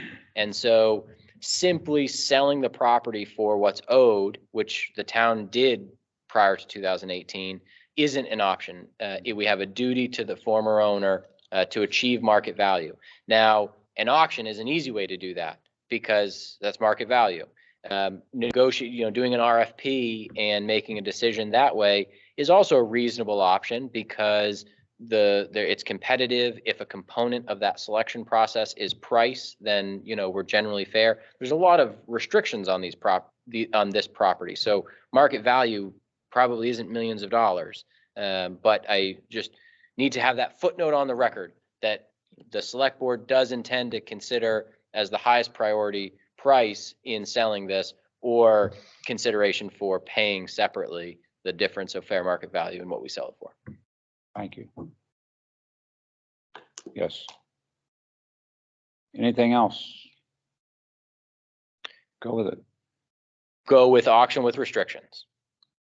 Number 3. Well, maybe we ought to have a vote. Yeah. I think so. If you're ready to give direction, by all means, let's keep the process moving along.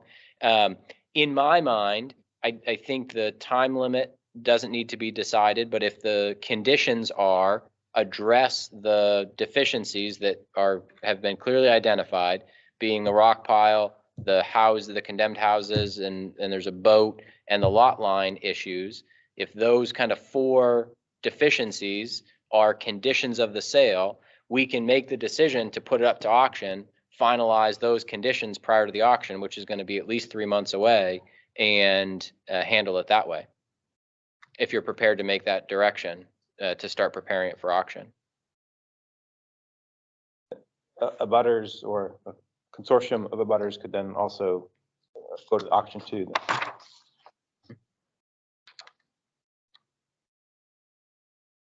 Sounds reasonable to me. Yeah, anybody, leaves it open for anybody. So I would suggest a motion that the select board would like to prepare the homestead development to go to auction. So I'll make a motion to prepare the homestead development to go to auction with the restrictions on removing the 2 camps, the boat, the debris, and the rock pile. I'll second that. And the lot lines. Oh, yes, thank you. And the lot lines. Mr. Gibson seconded. Any other discussion? Vote? Let's do it by roll call. Okay. Capiello, you're at the end of. Capiello, aye. Gibson, aye. Sakosha, aye. Bailey, aye. And Manshek, aye. Thank you. Yeah, that's terrific. All right, new business, shall we? Rick is here, why don't we do the fire department staffing first? Department A.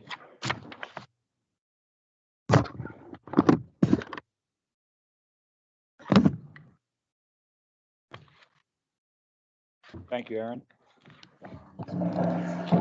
You're just moving. Okay, I thought you were leaving. Sorry. Mr. Walker. Thank you for indulging me. I sent a proposal to you folks about the rationale to move forward and fill fill what would end up being fourth full position. Since this document was right around the document was put together, the city of Dover last Wednesday night chose to override the tax cap a little over $3 million. And what's included in that is that there'll be 8 new firefighter EMTs hired in the city. They recognize the need to stand up third ambulance on a full-time basis. The negative effect that has on a smaller community like Barrington is that I go back to what I have said before, is the pool of available firefighter EMTs. It's tough to sustain the number of jobs that have been created in the last 3 or 4 months. And my primary concern still is that my people very clearly want to work 24-hour shifts. And with the current staffing model that the town uses, I cannot meet the 24-hour shift schedule. And so to me, that puts us at a little bit of a disadvantage when you look at the communities that are what I say is the size of the town of Barrington. Everybody except for the town of Newmarket, that is what I call in the catchment area, that we're all fighting with the same people, all run 24-hour shifts. So I believe that the town of Barrington is at a significant disadvantage. So if you were to approve allowing me to hire my 4th full-time position, I'm confident that I can move the people that I have to a 24-hour shift, therefore providing a much higher probability that they would be less likely to try to get a job somewhere else. That's my number one thing, is to hang on to what I got. The other piece of it is that we come into the summer, and is where we're at right now is that obviously summer is the time of year that people want to take their vacation. And the town of Barrington relies pretty heavily on people that work part-time per diem for us that work in other departments. And traditionally in the summertime, even when I was at full staff, I have to sometimes be creative and actually work people a few more hours than I would like to work them, try to get the shifts filled, and including in some cases adding extra shifts for myself. And so I just feel that because of the current climate and where we're at, that it makes perfect sense now to try and fill that position. I'm comfortable that there'll be 0 increased cost in the 2022 budget. I can staff that person comfortably out of my budget. And again, I propose, but certainly that we would work through, get into the budget process. I would put everything on the table, but what I propose during the budget, what I would propose during the process is that in 2023, the revolving fund would cover the salary for that position for the whole year, and my budget would cover the benefits package. And in the 2024 budget, we would put the salary in the 2024 budget, so it would be over a 2-year 2 years, it would be a 2-year deal the taxpayers wouldn't get a hit for that position all in 1 year. The process typically takes, pretty close to 2 months to get it done. Sometimes you can fast track it and get it done in about 6 weeks, but by the time you do the advertising and the oral board process and make an offer to a candidate, and then once that candidate has been offered a full-time position, they have to do a physical and a complete background check and by the time they're put on, it would be, I'm anticipating early July. I'd be happy to answer any questions. Again, my biggest concern is that I think right now that I haven't spoke to any of my people. None of my people know to ask to do this because I'm not a big fan of talking about I'm going to come and ask for something and having it not happen. So I haven't spoke to my people about whether there are, but I currently have 3 people, and I would hope that perhaps one of them, I have 3 people who work part-time, and I'm guardedly optimistic that one of them would be interested in coming to work for us in a full-time capacity. So I'm here to ask you folks to support my proposal and allow me to start the process to hire our 4th position. This is clearly where I intend to be by the time I retire. I'm not. I believe that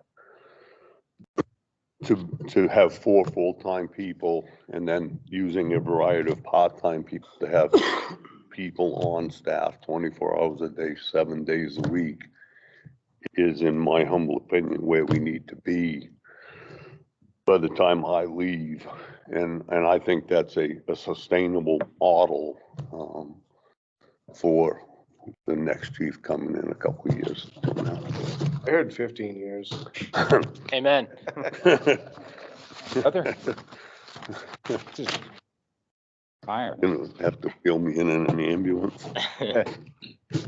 Will you need to then get another part-time person to, if So- one of those people, if one of your part-time people does go full-time, would you then have to get another part-time person? Yes, but my budget is designed in such a way so that there would be no impact to the budget, because I have people that come and go all the time. So, Department of Labor really would like me to keep part-time staff to under 30 hours.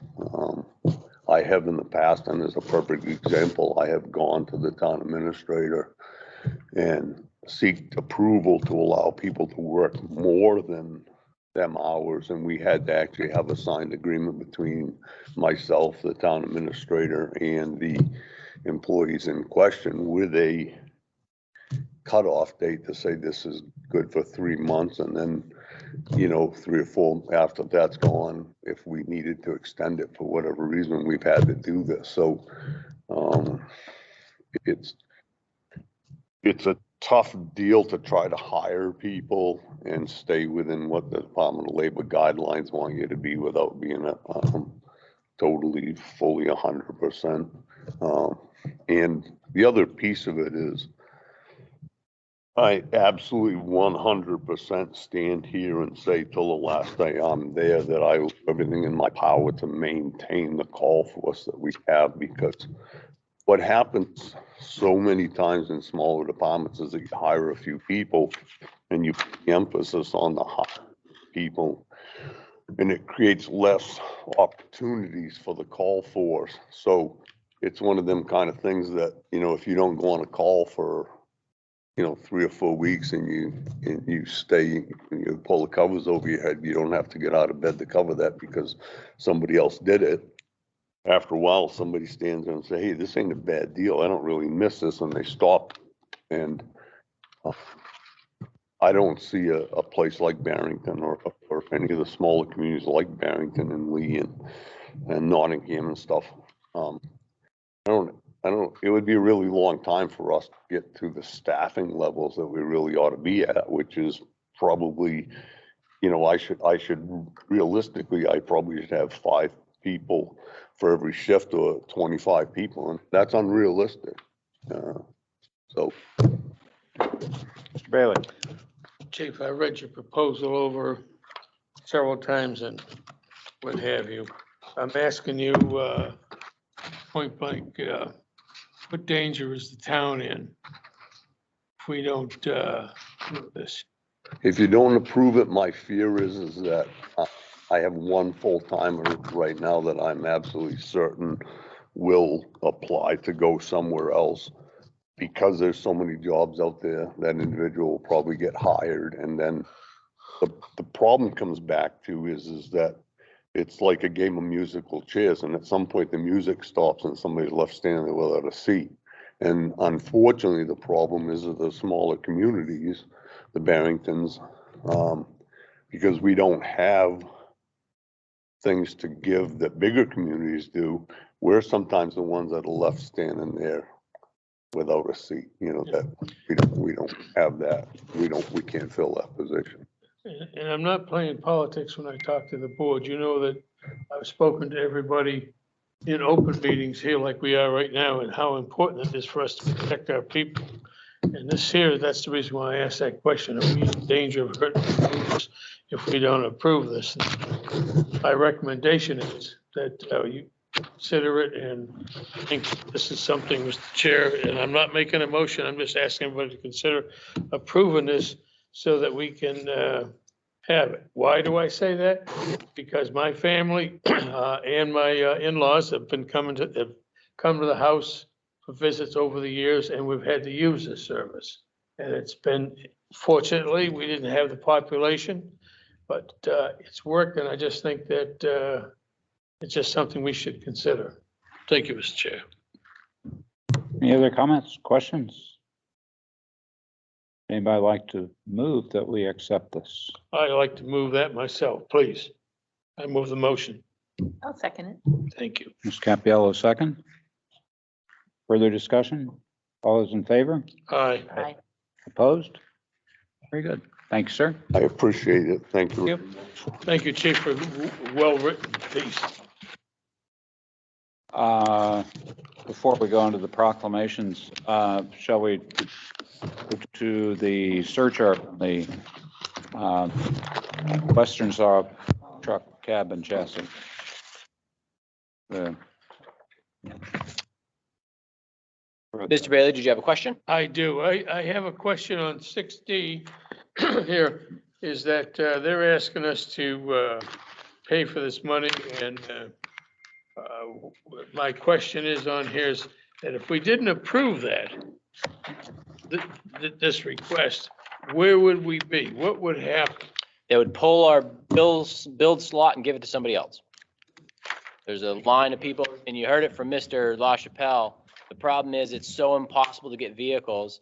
You have to wait so long. There's a line of people waiting. They could probably pull $125,000 for the truck, given the time frame. It's ironic because when I was sitting at home doing all these things here, I said, gee, people are trying to get at us. And then when I come here and listen to him, I knew ahead of time that I want to talk about it, but thank you for asking that. That's all I have to say to it. I appreciate the chair and everybody else's indulgence to it. So we would need a separate motion to approve that since it was pulled off the consent agenda. I did draft one to say, make a motion to authorize $5,800 as a surcharge for the Western Star plow truck, cab and chassis using the Highway Heavy Equipment Capital Reserve, a total appropriation of $120,349. So moved would be sufficient. So moved.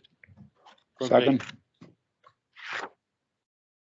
Anybody like to be second on that? Anybody like to be first? I'll second. I was first, so that's You were it. first? Yeah. All those in favor? Aye. Aye. Opposed?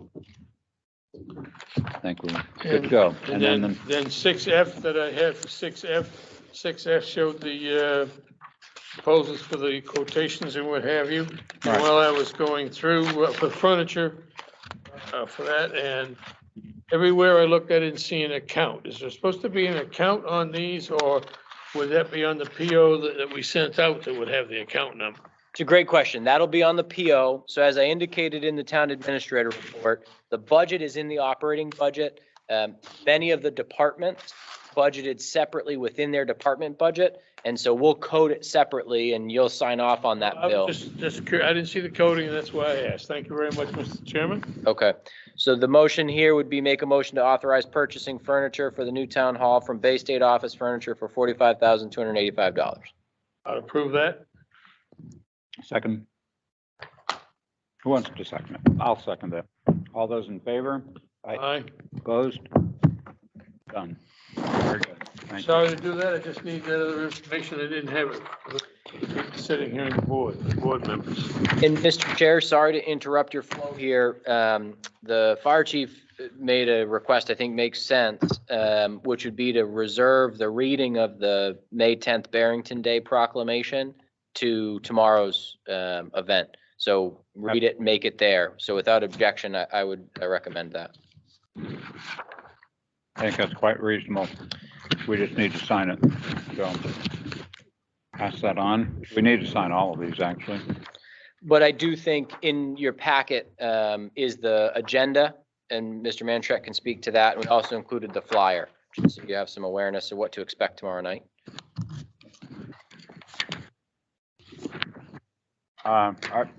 Yeah, he asked that we attend, or be there at 6. It'll be at the middle school. They'll have a table for us. We'll open the meeting like we would open any other meeting, Pledge of Allegiance, music. And I'm going to turn it over to Mr. Sylvia, who's the master of ceremonies for that part of it.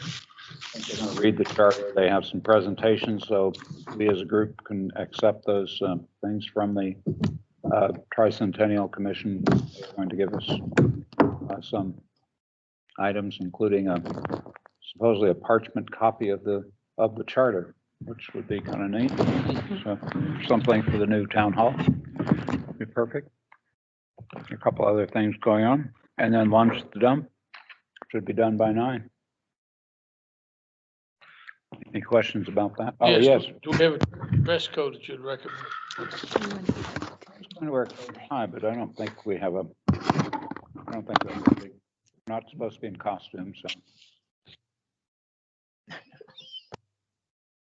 He's going to be in costume, but yeah. There will be people in costume, Business casual?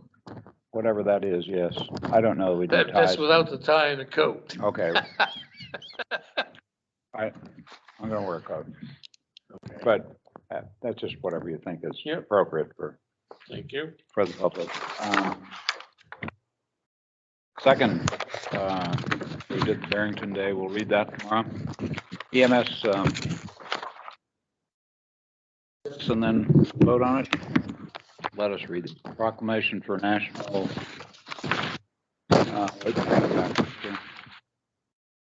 EMS Week. As emergency medical services, should we vote first? I guess we ought to vote first. Everyone see the draft of that? Of which one? Of all 3 of them? Well, of all 3, but EMS first.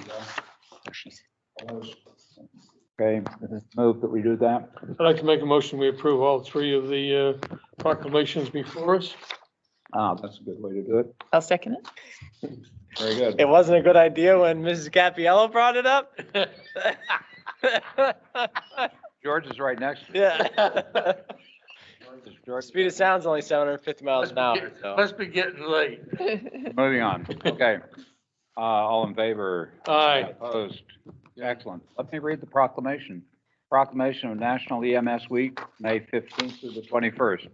Whereas emergency medical services is a vital public service and members of the emergency medical services team are ready to provide life-saving care to those in need 24 hours a day, 7 days a week, 365 days a year. And whereas access to quality emergency care dramatically improves the survival and recovery rate of those who experience sudden illness or injury, and whereas emergency medical services have grown to fill a gap by providing essential out-of-hospital care, including preventative medicine, follow-up care, and access to telemedicine, and whereas the emergency medical services system consists of first responders, emergency medical technicians, paramedics, emergency medical dispatchers, firefighters, police officers, educators, administrators, pre-hospital nurses, emergency physicians, trained members of the public, and others out of hospital medical care providers. And whereas the members of emergency medical services teams, whether career or volunteer, engage in thousands of hours of specialized training and continuing education to enhance their life-saving skills. And whereas it is appropriate to recognize the value and the accomplishments of emergency medical services providers by designated Emergency Medical Services Week. Now, therefore, we, the Barrington, New Hampshire Select Board, together with our residents in recognition of this event, do hereby proclaim the week of May 15th through the 21st of 2022 as Emergency Medical Services Week in the town of Barrington. With the theme EMS Rising to the Challenge, we encourage the community to observe this week with appropriate programs, ceremonies, and activities. In witness thereof, unto our hands cause the seal of the town of Barrington to be affixed this 9th of May. Thank you. It's an essential part of our services, and we really appreciate what all of you do. I think all of us here are aware of how much we put into it, so thank you very much, EMS providers. Second proclamation. Proclamation of National Public Works Week, May 15th through the 21st, 2022. Whereas public works infrastructure, facilities, and services are of vital importance to the sustainable communities and to the health, safety, and well-being of the people of Barrington. And whereas our Public Works Department encompasses both our Highway Department and our Transfer Station and Recycling Center. And whereas this week offers an important opportunity to recognize the dedicated professionals who plan, construct, and maintain the many public services that keep Barrington a vibrant, safe, and desirable community. And whereas the efficiency of the qualified, dedicated personnel who staff the Public Works Department is materially influenced by the citizens' attitude and understanding of the importance of the work they perform. And whereas we recognize the importance of public works professionals and others allied professionals and workers and pay tribute to them for their contribution to our town. And now, therefore, we, the Barrington, New Hampshire Select Board, together with our residents in recognition of this event, do hereby proclaim the week of May 15th through the 21st, 2022, as National Public Works Week in the town of Barrington. Witness thereof, we have here unto our hand caused the seal of the town of Barrington to be affixed to this 9th of May, 2022. And thank you both for representing Public Works. We do appreciate every day when we drive, every day when we look and see that the town is pretty clean and we move things along. So thank you very much. Anything We else? should have an essential workers week.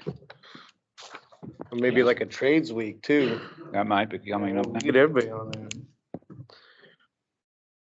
Okay. Anything else? Select board members' reports and concerns. Ms. Capiello. Planning board. So we finished reviewing the subdivision and site review regulations, and they'll go to public hearing May 17th at our next meeting. We approved a lot line adjustment for Lindsay and Bogie proposal. We did the 125 Bumford Road, which we looked at today. And we did not have St. Hilaire Motorsports or Rock Iron Repair. We're not ready to yet, so they were not at. Okay. Mr. Gibson. April 28th was the Conservation Commission. They spoke extensively about the Ayers Lake launch, and they're still working on that back and forth between the association and the commission. So at some point, something will be coming to us.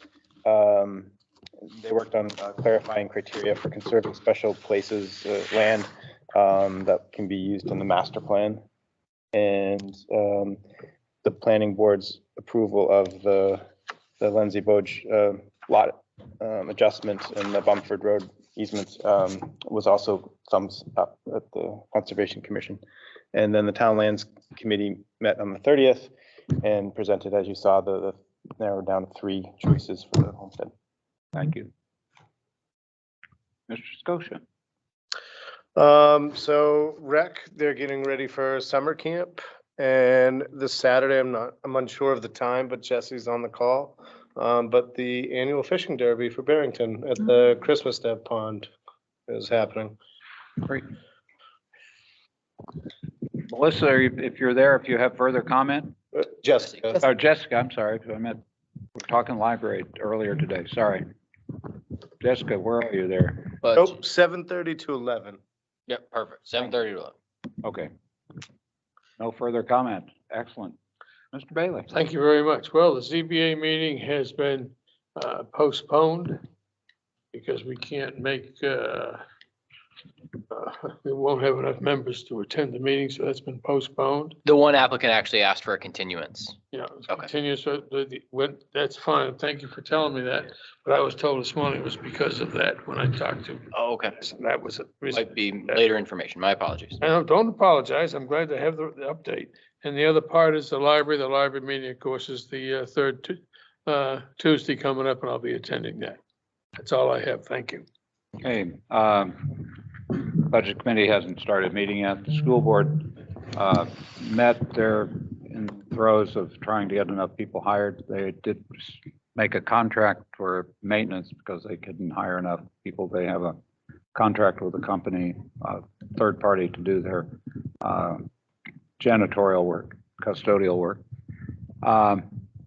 The transfer station committee met Wednesday, introduced new members to the transfer station committee, discussed a variety of things that we're not quite ready to work with. We did make some money on our metal contract. What was it, $315, wasn't it?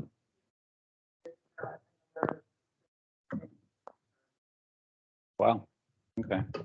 So a good choice. Yes, ma'am. A question about the school custodial contract. So the current employees or who are custodians, will they lose their jobs with this? Apparently not. Okay. That's my understanding. Those people will continue. Okay. Some of the people that are there. Thank you for clarifying. Glad to hear that. Yeah, they have had a number of people quit for various reasons, so they're short 6 or 7 people. So I think those who want to stay will be able to stay. We discussed a new plan for how the facility is organized. Basically, the traffic pattern will stay essentially the same. CMA engineering met and they've made some recommendations, and Aaron talked to, was it Guilford, came in and had suggestions. So we're going to move a lot of the things that you cross over to fill in are now going to be moved over where the glass containers are. And so that should ease a little bit of that flow. CMA recommended another bulk container to put where the 2 current ones are.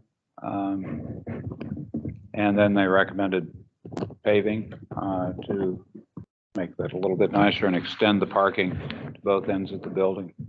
Did I miss anything, Aaron? Oh, we're talking about a bottle cap possible thing. We'll see about that. Oh, you may have more information. Please.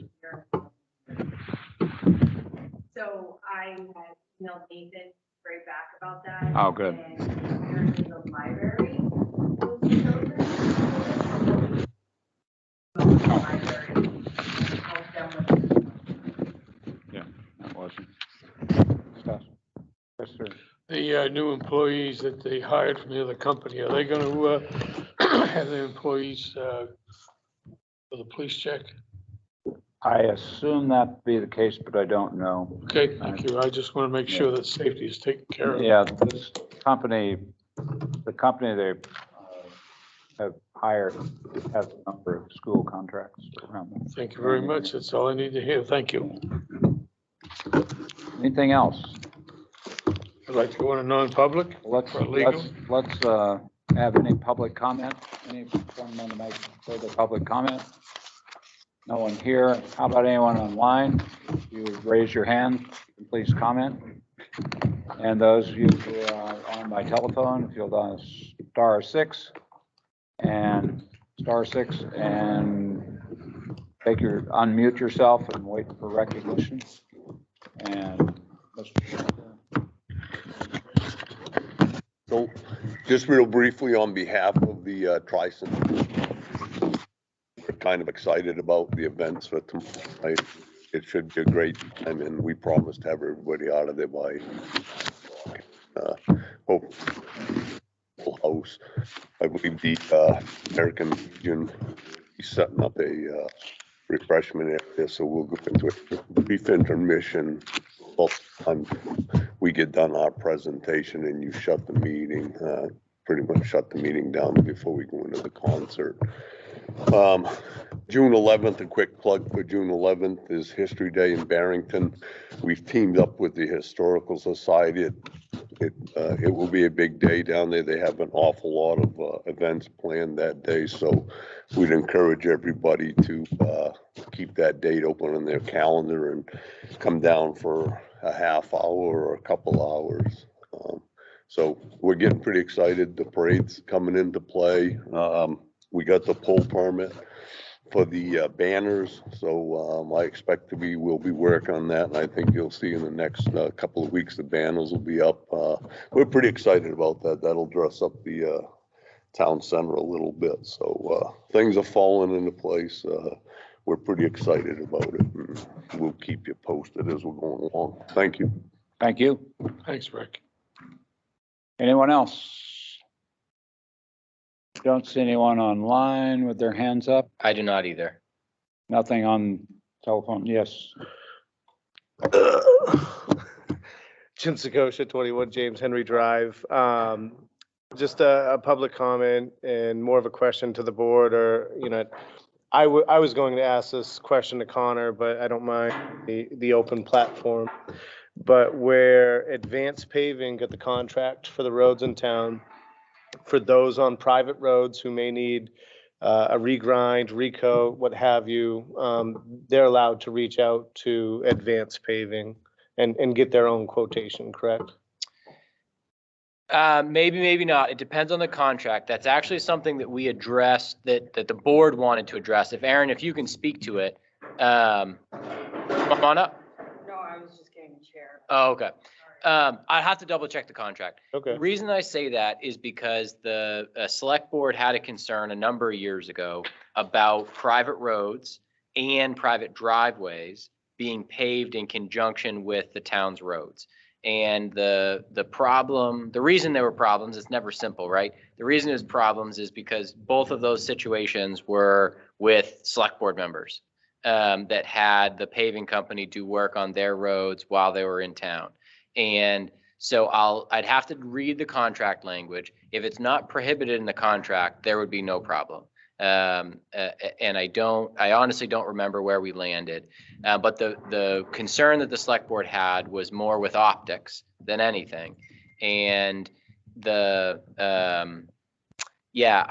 won't make any comment on whether or not it's a good idea or not, but that's the history as I know it. And I can get back to you on the specific contract language. Perfect. Thank you. No problem. All right.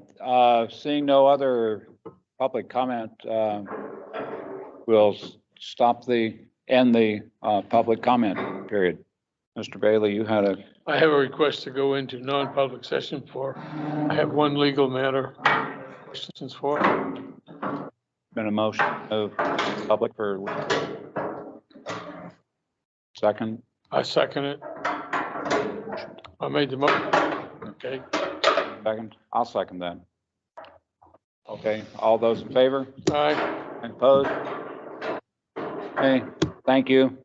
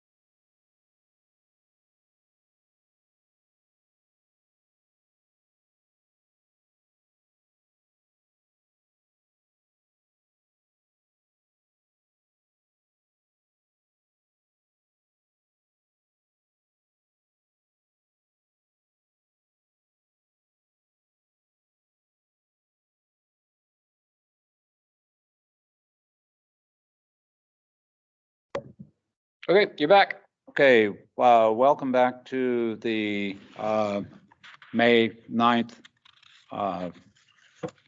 Select Board meeting. We're now in public session. After leaving non-public session, we have a motion. So I move to unseal the portion of the minutes from April 11th, which dealt with a discussion about a 2A technical. Second, Mr. Bailey. All those in favor? Aye. Okay. Now I would, and I guess it would be good to have a letter. Or should we do an email? I told him I'd notify him on the 10th. We'll close the meeting. Close the meeting, but any questions? Could we have a motion to close the Motion to meeting? adjourn. Is there going to be a second, or are we going to have to fight for this? All in favor? Aye. Aye. Thank you. Joyce Meeting closed. seconded. Thank you, George.